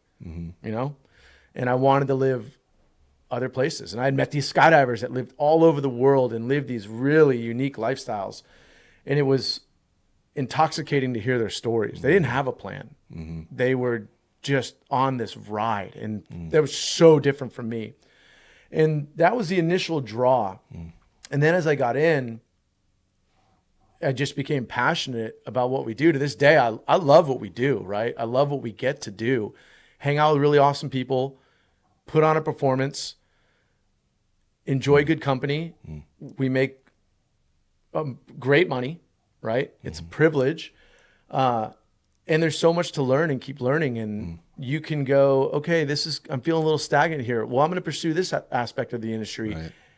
Put your head down, train your butt off, and get to where you can perform within those realms. And now it's a totally, for me, like being a brand new stunt performer again. It's so exciting, right? Like I rigged for a long time, and I still love rigging, and I still happily will. Like I love getting to do every aspect of our job. If I'm rigging, I love it. I'm there supporting the team, keeping them safe, making them shine on screen while I'm doing this aspect of it that I enjoy. If I get to jump in a car, so exciting, so fun. If I'm skydiving, if I'm fighting, it's such a unique business that we get to do, where we also get to be very present, like very in the moment, right? It's why I've gone to where when I get to work, I put my cell phone in my bag. I don't need it, right? And it's bit me in the butt, like according, I'm trying to call you, and I'm like, oh my bad, dude, it's in the bag. You get so used to seeing people just sit on their phones all the time, and each to their own. I don't judge. For me, I don't like that look. I like to be paying attention to what's happening, you know, around on set present, and present to the experience, you know, with AI in the air, you know, our days could be numbered. So why would I want to be off on my phone, Right. missing out on this moment? I worked so hard to be here that even now, however many years it is since 2011, I worked so hard to get to this place, to be here where I want to show up. This is amazing. Yeah. And if the day is going to come where this could end for us, it's like knowing you have a terminal disease. Every day is going to be different for you because you know your days are numbered. I also believe that our days are numbered and that every day is a gift. And if today was the last day, did you really pay attention to it? Did you really live it? So I try to carry that into work. And now I just am passionate about filmmaking, being there, you know, in all aspects. And I just so enjoy it. And, you know, I wish. So it's kind of this unique combination of creativity, challenge, physicality, performance, having to focus, be present, and to be part of a team. You summed it up, brother. Yeah. I couldn't put it in better words. Yeah. It's like all of those things. It is. Being able to travel to Oh, man. on occasion. And to do something that is, in a way, immortalized. Yeah. Because once it's put on the screen, it's like, you know, it's a physical part of our universe, you know, and your name is attached to it. It is. And I also say what we get to do for a living is incredible. And people would give anything to get to do what we do. Yeah. Right. And so I'm gifted this opportunity in this life to do this stuff. And I'm going to enjoy it. I'm going to push myself and see how good I can get, how far I can take this. And I'm not going to waste these opportunities. Yeah. You know, I just, I don't want to ever get complacent and be, yeah. And we all do it, right? You can get on a run of a job and it's just inherent. It's human nature to get to that point where you're kind of over it. But I work to be the person who's always, hey guy, what's up? Beautiful day. You know, what's going on? What are we doing? And try to make it a little randomly different. Yeah. You know? Yeah. Even at the expense of my own self, if it's entertaining for others. Yeah. Well, I even think that's a cool thing to remember. Like, you know, if you're not on the run of the show and you're a day player, you know, lots of times, like you said, these guys have been on the show and their energy is kind of And as a day player, it gives you an opportunity to kind of come in with some new energy. Yeah. You know? Yeah. And try to lighten their load. Exactly. Right? Yeah, And that's another thing that I look at. How can I make everyone's day a little better and a little easier, right? Yeah. I'll take the shitty job, whatever that might be. Right. Right? Oh, nobody wants to go up into the perms and deal with X. I'll go. Cool. You know, oh, who's going to clean it? I'll clean the pads.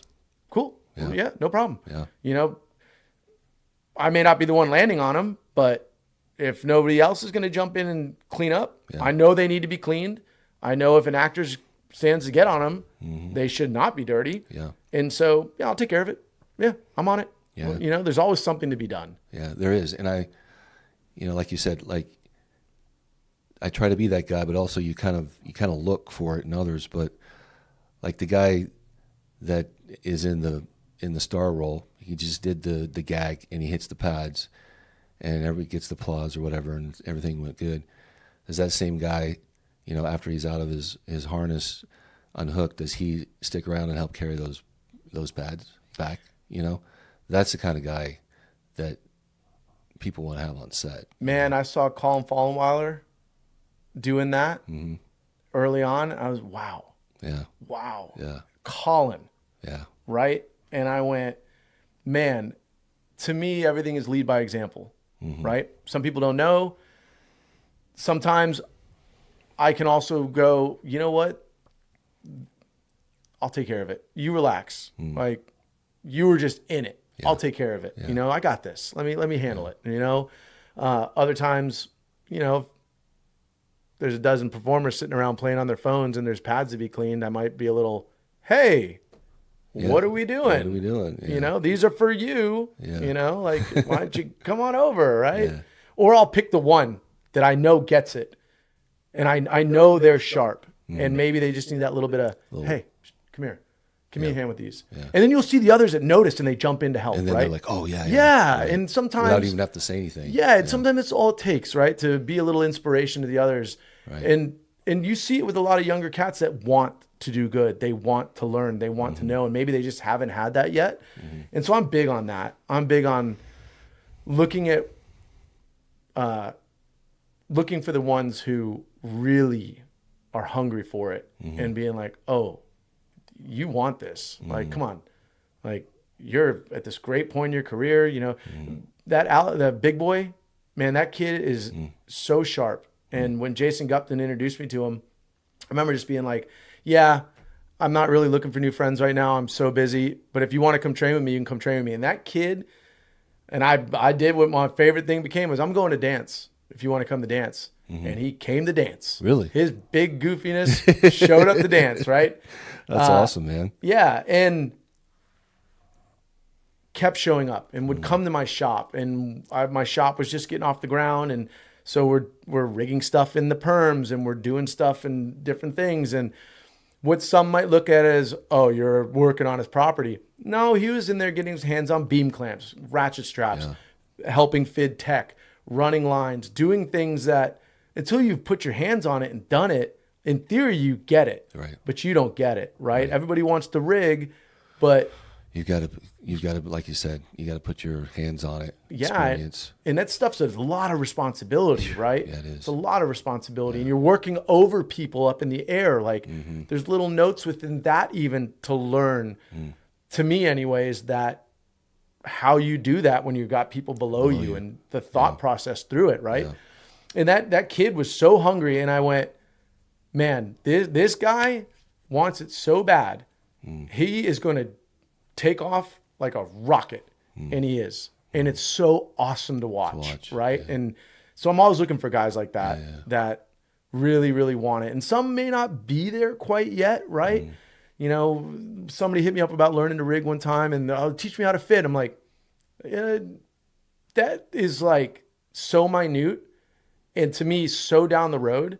And I don't teach people to fit because that to me is something that if you're doing that, the amount of responsibility behind that that a performer is trusting you with, go grab that ladder for me real quick. We're gonna do this real quick, okay? And I watch him carry a ladder, and I said, hey, I think you should start with learning to carry ladders and move stuff around because that's such a big part of rigging. Right. And you're like a baby deer trying to get that ladder over here. Yeah. Right? Simple, but not rude, not mean. It's just I look at where someone's at and go, hey, let's sharpen up these things before we worry about this thing, right? If that makes sense. Totally. You know? Totally. Yeah. I'm always trying to be an open book to people, but at the same time, you don't want to give somebody too much where they could get themselves in trouble. Yeah. Whatever that means. No. And again, that's my own humble opinion. I could be way off. I could be a total jerk. I don't know. Yeah. Well, that actually kind of covers my question was like upcoming advice for guys in the business. And I mean, kind of covered that with, you know, being hungry and humble at the same time, like being willing to do the menial non-glory kind of stuff and showing up, being consistent and having that hunger, you know, listening, learning. Yeah. There's so much that we can do on our own time that when the opportunity comes, it's not being wasted on teaching you how to carry a ladder or how to use a ratchet strap or even how to daisy chain tech line. And you want to start rigging, jump in there and help your rigging team clean up. Yeah. Holy cow, does that go a long way? In just daisy chaining tech line, which is a simple thing to learn, but all that stuff that everybody just rode, it's got to get cleaned up. And don't get me wrong, there's long, busy days. It's not the time or the place, but if you have the time and you want to learn this stuff, it's a great place to start, right? When Alex would come over, I slid what I call a action packer over. It's full of carabiners and shivs and other pieces of equipment. And I said, I'm going to give you the names of all these. You can use your phone, learn about them. Teach me about them. Teach me what it's used for. And I don't care if you say that screwdriver is used to stab somebody. I mean, okay, yeah, you're not wrong. There's better applications, but there is no wrong answer, right? And this is the environment that I encourage. And learn about it. Learn about what you want to know. Be curious. Be helpful. If you're trying to be of service to the team, obviously know your role and know what you're there to do, and make sure that you are not taking away from that. But if you have the ability to pay attention to that and then find other ways to be of service, it goes so far. Yeah. So far. Yeah, totally. Yeah. Nice. Again, that's just one opinion, and I could be totally wrong. A little disclaimer. Always, man. I'm just one idiot with one perspective that comes through my life and my experiences and my mentors. I respect that. Yeah. It's because, like you said, everybody has a little bit different experience, of course. So, there's no like book, there's a lot of common sense and a lot of advice that you have to sift through and find what works for you, And I think that's what's so neat about this industry is that there's no clear-cut path to making it, and why some people do and some people don't, and whatever that even means, right? Like I remember I tried to write this down. I kind of like to put things where I can see on paper and graph them out or whatever, but there's like these different things. There's skill or talent, and then there's some luck involved, of course, being at the right place, right time. And there's a lot of relationship involved, who and hard work, like you said, showing up and being consistent and working hard and being hungry and patience, I think that's one thing that, for me, that's probably one of the things that helped me was I just kept doing it. That's all. It'll eventually go somewhere. You know? You just be patient and just keep at it. Man, one of the best lessons I got from The Secret, you're driving at night, headlights only shine, 30, 40 feet out in front of you. So you focus on that, and eventually you'll get to the destination.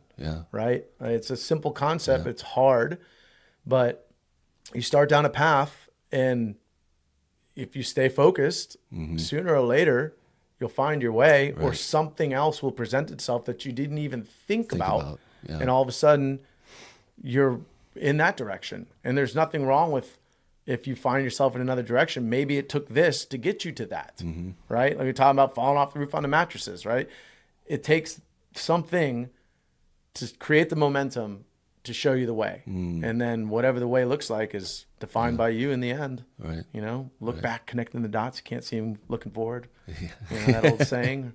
So cliche, but it's so true, man. Yeah. Like, had you told 24 when I heard about stunts, Eric, that I would live all the experiences that I have and would be sitting where I'm sitting, I would have never believed you. Right. And there were so many roads, man, of difficulty and struggle, but like you said, if you just keep moving forward, stay focused, eventually you'll find whatever it is you're looking for. Yeah. So, you kind of brought this up a little, you touched on it, but, what is your opinion? What do you think about our business next 5 years? Oh, I think it's going to be very, very interesting. Yeah. I think it was Elon Musk that said, I'd rather be optimistic and wrong than pessimistic and right. I love that. That's awesome. I keep it in my... I got to remember that one. I keep it in my peripherals. I acknowledge it. I think it's important to have a plan because, one of my favorite things is we're on a boat, right? And whether it's CGI or AI, we've always heard about this off in the distance, right? It's an island out there, but we can't see it. I feel like now we can see it on the horizon, and eventually the boat's going to hit land. And so when it hits land, what's your plan? And I'm going to enjoy every day in this industry that I can. I'm going to live it. I'm going to be present to it. I'm going to do my best to stay positive and keep actively pursuing it while understanding and knowing that this could come. Right. And what's that look like for me? Yeah. And so there's... How do you evolve?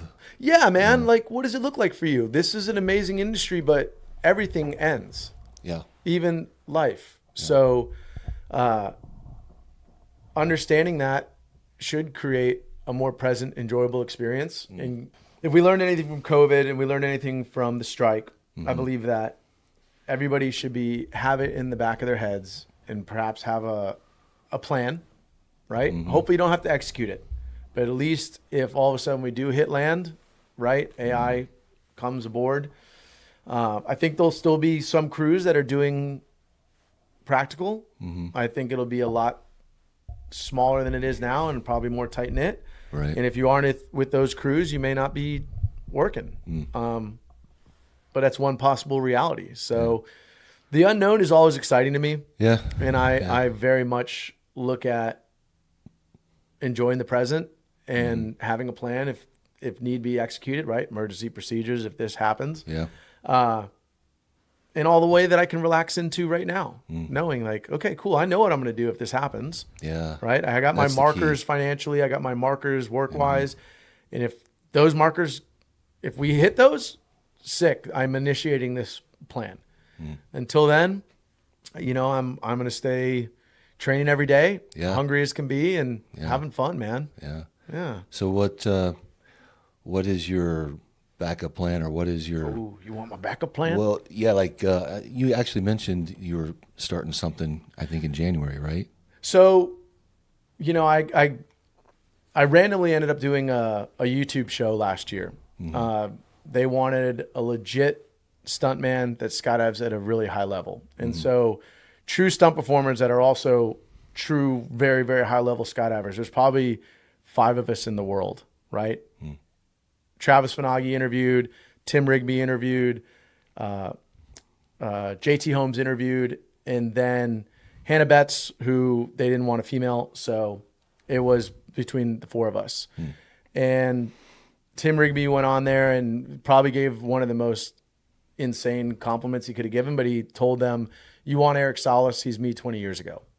And I ended up doing that. And what I saw there was a very professional, very passionate team of unique style filmmakers, right? It's different. It's reality TV, meets game shows, meets challenges. Yeah. And that crew out at Mr. Beast is something special. And I didn't know what I was getting into. I was like, man, YouTube, it's not my thing. And then I learned about them. And don't get me wrong, they offered me an opportunity that I was like, this is rad. Like, I'm in. And it really impacted me because they were so fun to work with. And they were total pros. And it really made an impression. And I had a couple friends approach me, hey, we should do a YouTube channel. And I was like, that's not really my thing. They're like, yeah, well, with potential AI, you know, and what you just did, this could be really awesome for us. And I was like, you think this could help you guys? They're like, yeah, you know, X, Y, and Z. And I said, all right, well, if you guys think it could be helpful for you guys, then I think it could be a lot of fun. And so I started dabbling with the concept of creating a YouTube channel. And I always look at doing every year different than I did the last, as far as stunts and film, whether it's training wise, self-marketing wise, just doing it different because it keeps it fun. It keeps it exciting. You don't get just mundane. Yeah. And I kind of realized I could use this YouTube channel idea to really go from the dojo and working on my katas, my forms, and get out and spar every day. Right? So I've figured out how I can use this YouTube channel to go out and shoot action-related stuff. Also capturing my life, which their words, not mine, was you live an influencer lifestyle with the way that working in film, you're always traveling, you're always off wingsuit base jumping and doing all this really wild and crazy stuff, right? And you're driving also. You do a lot of put a lot of that out there. I've kind of fallen in love with the stunt driving aspect of our industry, and I've really gone down this path that I have more time than I ever have, and I'm training in a very intense way on my own time, shooting stuff. And when stuff doesn't go right, I'm able to just go, well, that makes great content. Who cares? But to push into our world, I think you have to be willing to find the line and even sometimes go over it. Because how do you know what the line is if you're not willing to go over it? And if you go over it, you definitely don't want that to happen at work. So by going over the line, you learn how to salvage, recover, and sometimes crash. And so it all relates to this YouTube channel idea. And I'm having a ton of fun with it. It keeps my brain busy while it is slow. It keeps me training really, really sharp. But I have more time than ever because it's streamlined. I'm not, well, I'm going to the skate pad, I'm going skydiving, I'm going to the drift track, I'm going here, I'm going there. This is the goal for the week. And yeah, if I get to the skid pad, amazing. And don't get me wrong, it's still a priority. But I'd rather be designing a driving sequence and going out and shooting it with high consequences and a bunch of total pro drivers and actually doing our craft. And yeah, it's really fun. And I'm going to drop it January 1st. And it won't be at all a distraction from work. I'm really priming it to be prepared where when I go live, I've got so many proper pieces of content in queue that I'm months out on what I actually need to shoot and get ready. And because of my lifestyle and my health and wellness world and my skydiving and just my mentality, wherever I end up, if I end up on a job on a foreign location, I'm Mr. Oh, it's the weekend. What can we go see? What can we go do? What can we go try? Yeah. What's unique about this place and these people that I can learn? Yeah. You really embrace it all. Yeah. So that's been really exciting. So that's one aspect. And Do you know what you're going to call this YouTube channel? Rise and Rev. Rise and Rev? Yeah, Rise and Rev. So rise to meet the day and rev the engine. Get Awesome. after it. I love it. We only have so many days and make the most of it. Rise and Rev. Yeah. Nice, dude. So that's one aspect. And then I've always been big into foundation training, what my brother coaches. And I've always enjoyed working with people and helping people. And the health and wellness path is something that I know heavily that I could go enjoy doing. It'd be a very different lifestyle. But I'm okay with the idea of this current experience ending and a new one starting. Do I want it to? No. I love what we do. I think I've said that enough times. I love what we do. But I'm also a realist and go, if it goes that path, it's just the way that it's meant to be. And I'll enjoy the new transition into life. Cool. And who complains about a life structured around living healthy, fitness, helping others, and travel? Right. You know? Yeah. Yeah. It'd be exciting. Cool, man. Yeah. I'm looking forward to seeing some episodes. Oh, it'll be fun. Hey, well, you're going to be in one. When we went out and even trained better. window to window driving and bumper yeah. to bumper, it's like a great little random episode. Well, hopefully I can be in some more. Oh, dude. Well, hey, man, I got some fun stuff in the tank that is hyper-focused on training, always about safety, but it'll be challenging, and I think it'll be fun to get a lot of friends together and just do fun stuff. And, you know, we love shooting. We're all performers. We like getting together and doing randomly fun things. So why not come up with unique stuff that can challenge us and push us and bring us all together and have a ton of fun. Yeah, I love it. Yeah. Yeah, I think that's kind of cool about the time we live in is you can just go out and create something and put it out there into the world. And, like back, when I was coming up, that wasn't even an option. Yeah. And now it is, So, And I look at create, make. And I look at it from the same capacity as our world. We know so much from our world in film and television. Yeah. And if I approach it the same and I give it the same respect without it affecting my current career, in fact, I think it's going to enhance it. Yeah. Just the opportunities that it's already made and the people that I'm getting to learn under. Because again, I'm a knucklehead and I have no problem putting myself in an environment where I have no clue. And in theory, I should. And really being, I don't know what I'm doing. Teach me. I want to learn. I'm fascinated by what you do. Or coordinators that are working on certain little projects with me that are top tier, hyper talented. And now I'm learning the way that they think, the way that they prep, the way that they design shots. And I'm like, this is just awesome. All because I'm dabbling in YouTube. And even if that's not successful, I'm getting these unique experiences and I'm learning from amazing people. Yeah. And that's what it's all about. Yeah. Is experience anyways, Yeah. One, how do you keep calm when things are chaotic or there's a lot of pressure or things kind of go the wrong direction? So how do you handle those situations? And then what I find on the other flip side of that is the exact opposite. How do you keep some momentum going when everything is quiet and silent? So When you say quiet and silent, in what capacity? I mean, like kind of where we are in the business right now, where there isn't a lot going on, to keep yourself like stimulated. Awesome. Yeah. Okay, so there's 3 items there. First one, how do I stay calm in the chaos? I'm a big advocate of slowing everything down.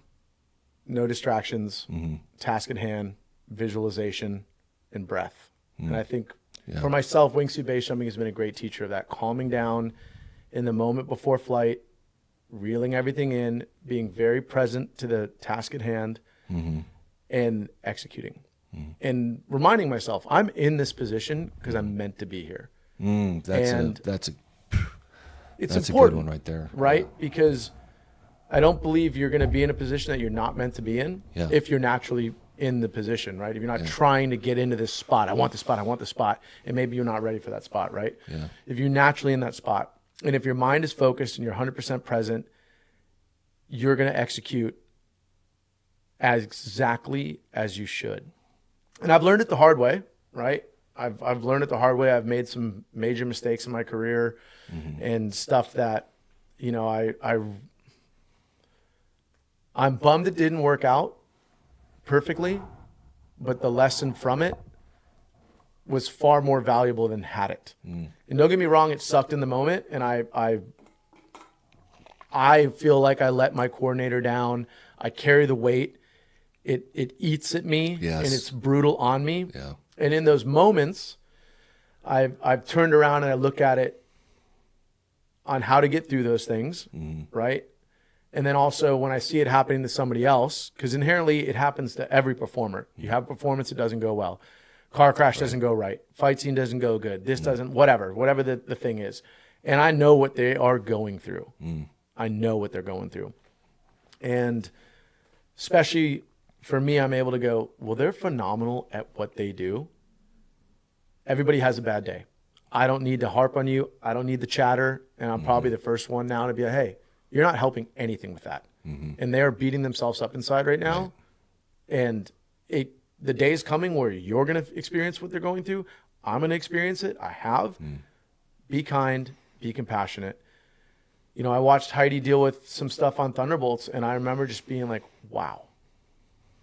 The way that she was supportive as a team. I think she literally said to the team, we all need to be supportive right now. Okay? Like, this is what we wanted. We need to be supportive of this person because they need it. Yeah. Okay? That's and so important. It's on me to deal with the rest of it, but I want us as a team to come together as a team. And that, as a leader, speaks so much. And so I look at it that way too. And when I'm going through it, I do my best to get my head back in the game because we still have a film to make, right? Yeah. And if you're off on your own thing and we've already moved on, like, you can deal with all that later. Don't worry, you're going to have plenty of time to sit in it. And that's as you should, right? As I have. And take the lessons and go out and work on whatever it is that you need to work on so it does not happen again. And I mean work on it with a drive and an acceptance of your failure in the equation. What anybody else did or any otherwise do not matter. Right. You can only hold yourself accountable for you. Right. So that's a big thing for me. And I again, going back, calm yourself down, the breath, remind yourself, you know, you're here for a reason. Focus on the task. You know how to do this. You're going to kill this. Right. Do it. Yeah.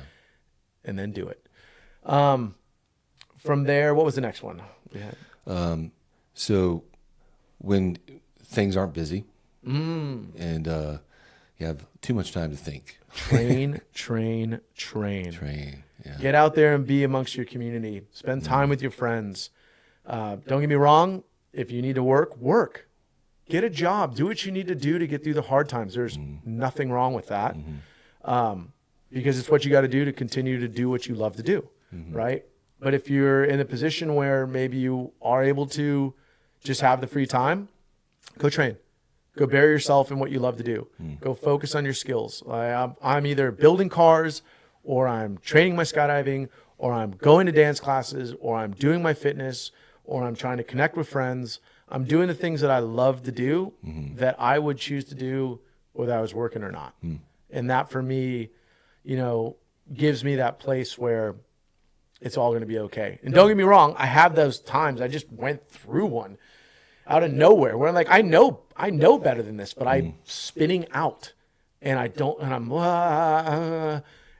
my brain's everywhere, and I'm borderline panicky, and I'm just in a bad place. And luckily I had some friends that I openly talked to about it. And they were like, man, I'm really stoked you're talking about it. And I go, and I don't know why, because on paper I've had an insane year. Right? Amazing. I aerial coordinated a wingsuit base jumping project with the director Jimmy Chin. I did the Beast thing. I've done multiple other projects with incredible coordinators, and I just found myself in this place. And it took a brief moment to let it all go and then bury myself back into the practice. But I had to take a beat. I had to take a beat to myself and really sit with myself and what is it about this right now that's going on? And I was able to pinpoint it. I was able to separate it. It takes a lot of awareness. Man, I've worked really, really hard to get to a place where I feel like I know what to do. And it's easy to forget. And I think that's another lesson, how to find your way back when you start finding yourself doing things that you know you shouldn't be doing, right? Okay, cool. It's sometimes a lesson on how to get back to square, centered with yourself. Right. And it's it can be a lot for people. And I don't think there's anything wrong with talking about it. You know, we all have close friends, people that love you and support you. And, you know, when you're going through something, talk to them. We all do it. I don't care how successful you are. I don't care how good the times are. We're all going to have bad days, and we're all going to have mental stuff. And the whole time I was going through it, I knew what I was spinning out on didn't matter. I knew how to fix it. And for whatever reason, I couldn't. And then I did. And here we sit. I'll leave here today and I'll go hit the gym, and then I'll go work on editing, and I'll plan tomorrow and what that looks like, and enjoy the downtime, because soon enough it'll be busy again, and we'll all want a day off, right? And we'll be at that place where, I would love to go drift tomorrow with everybody, but I'm here for the next X amount of weeks and I need a day off, or you know, whatever that looks like for every individual person. So you know, ride the waves. We're all riding the waves of life. You know, sometimes we're up, sometimes we're down, sometimes we're tumbling under the wave, and then you pop up and the rescue ski comes in and they get you out of there, man. So sometimes we need to be the rescue ski for somebody, and you know, bring them to some positivity and help them remember everything's gonna be all right. And if it isn't, I'm gonna sit here with you. That's awesome. We're gonna go through it together. It's gonna be okay. That's awesome. Yeah, I love it. Thanks, bro. Maybe I'm just crazy. I'm a little crazy. So. I know that. Yes. Well, yeah, we all are, right? Yeah. But dude, my favorite people are crazy. Yeah. You tell me I'm going to be around a straight-laced person or a wacky, give me the wacky dude. You know, I want to be around that. Like, they're fascinating. It's exciting. Yeah. It's really, there's a lot of characters out there.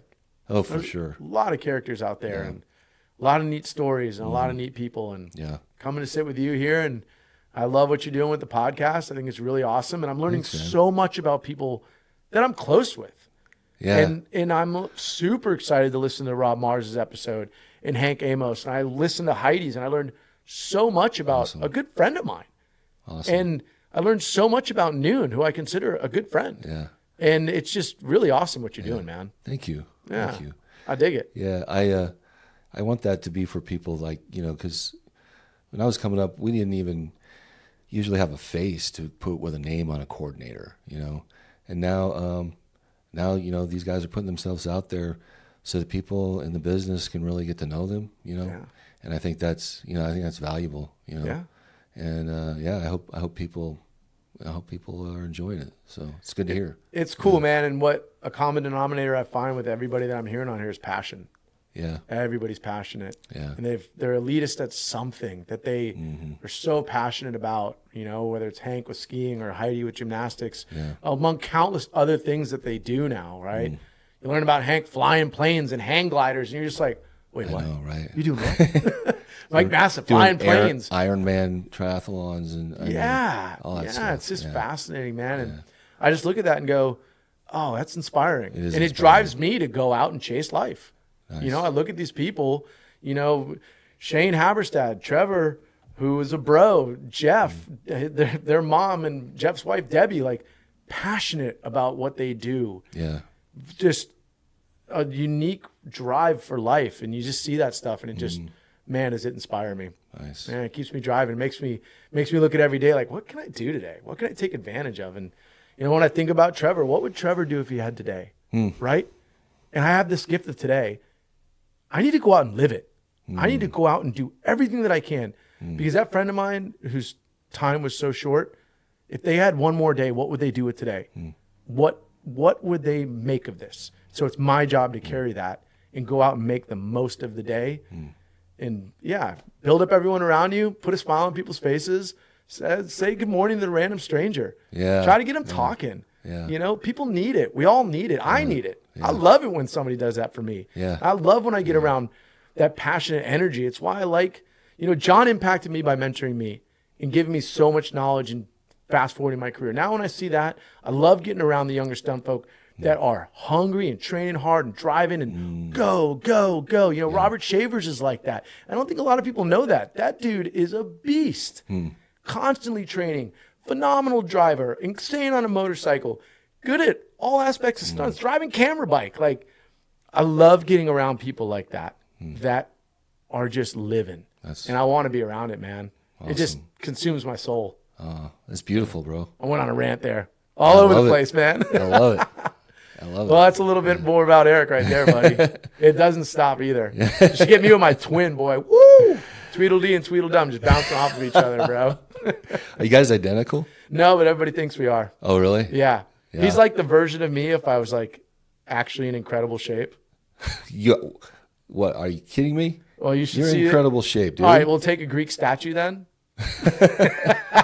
He must be phenomenal then. Well, he's my North Star, man. Yeah. Like, I've wandered down the paths of debauchery and had to find my way back, and he's always been there shining the way and keep me in check. And that's awesome. And more than ever, Yeah. It's incredible. And I know how fortunate I am to have a person like that in my life that really, really holds me to a standard. You know, I think he also says, be the version of yourself that you envision yourself to be, right? Or be the warrior you envision yourself to be. Yeah. And it's a great saying, and I'm just always... Say it again.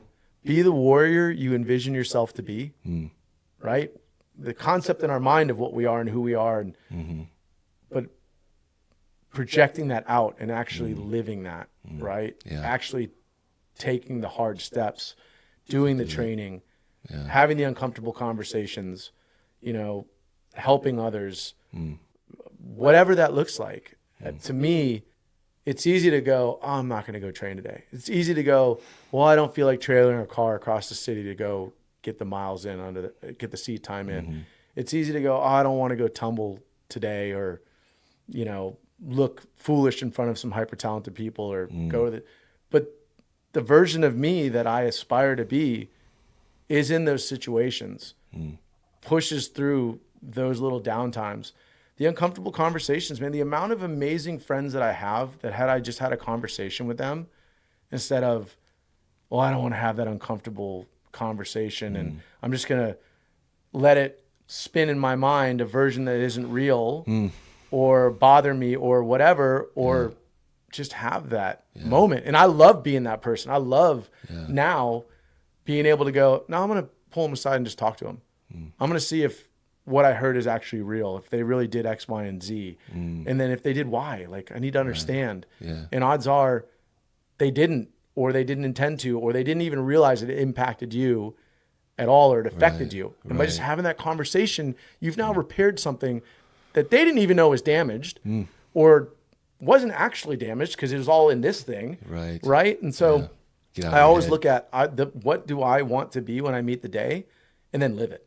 Nice. Like, I look at social media that way. Everybody talks about social media as a glorified version of people's lives. I try to use it as a tool to actually show what I'm actually living. Like, and don't get me wrong. Reality. Yeah. I don't get on there and share the hard times. I believe everybody has hard times. You don't need to hear about mine, right? It should be a fun place of kitty cats and puppy dogs and goofiness and fun silliness and all that good stuff. But yeah, I think if we just know what we aspire to be and how we want to live this honorable integrity, that friend, then we just go out and live it. Nice. Yeah. Well, I don't know about anybody else watching this, but you inspired me. Well, hey, man, things I need to hear. That's really sweet. I that means a lot.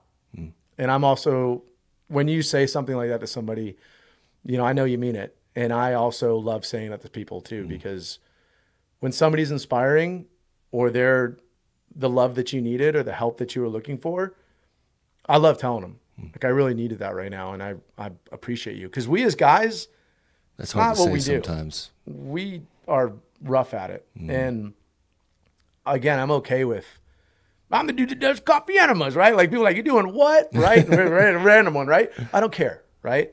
I'm that person that will say, man, you really inspired me, and thank you so much. Cool. And I needed those words right now. And that is, it's awesome. Yeah. So thank you for saying that. And the coffee enemas was all related to my dad's holistic cancer route.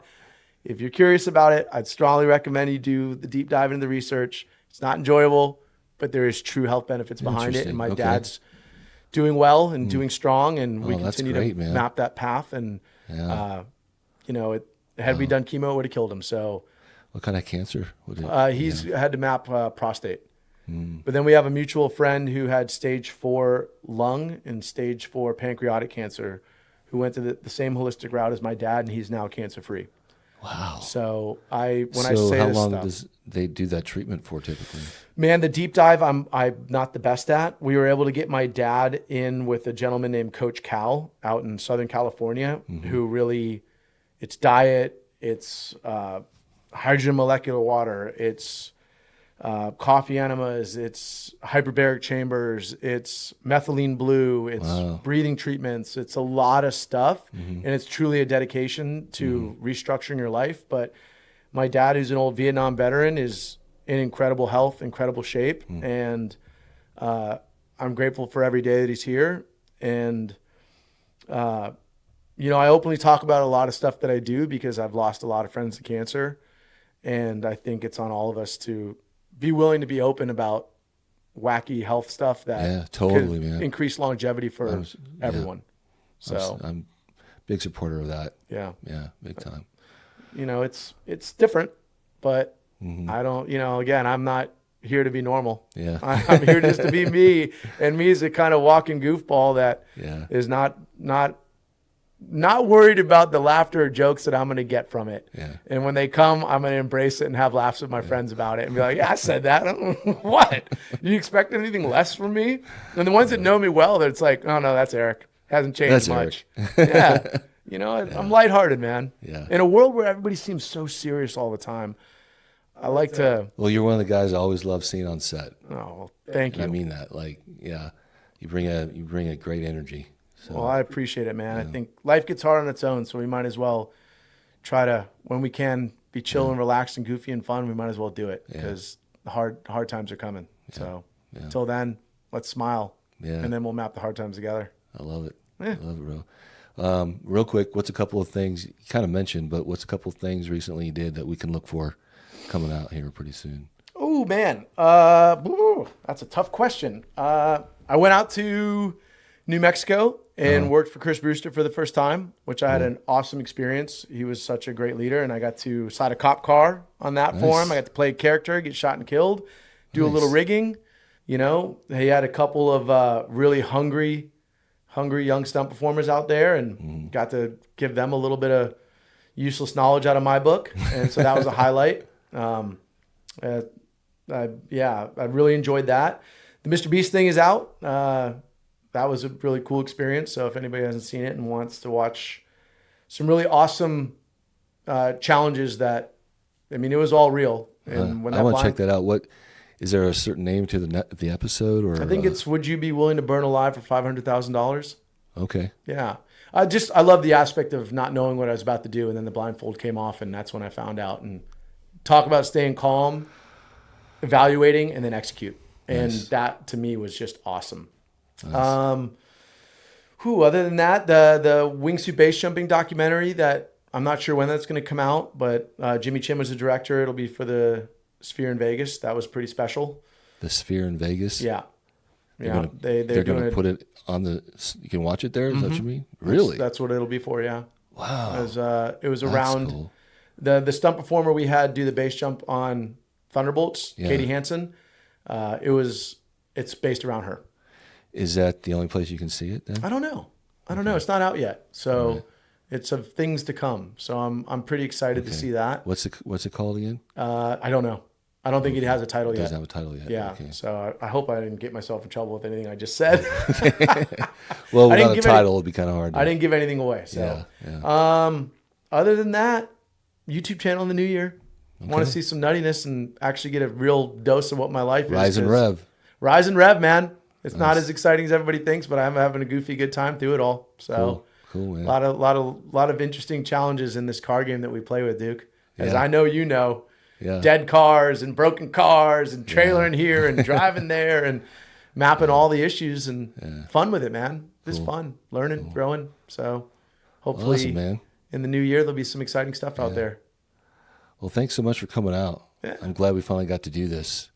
You got a lot of positive energy for coming into this new year. I like that, man. Well, I appreciate it, man. I'm always stoked to sit and talk with you. So to sit here and do it in this capacity and be on your podcast is an honor, to look at the people you've had on that I have so much respect for. So to get to sit where they sat and talk with you a little bit means a lot to me. So thank you. Awesome. Yeah. All right. And thank you guys for tuning in. I hope you guys enjoyed this episode. Please remember to like and share and subscribe, all that stuff. It does really help me out. And guys, have a Merry Christmas, Happy New Year, and see you on the next one. Peace.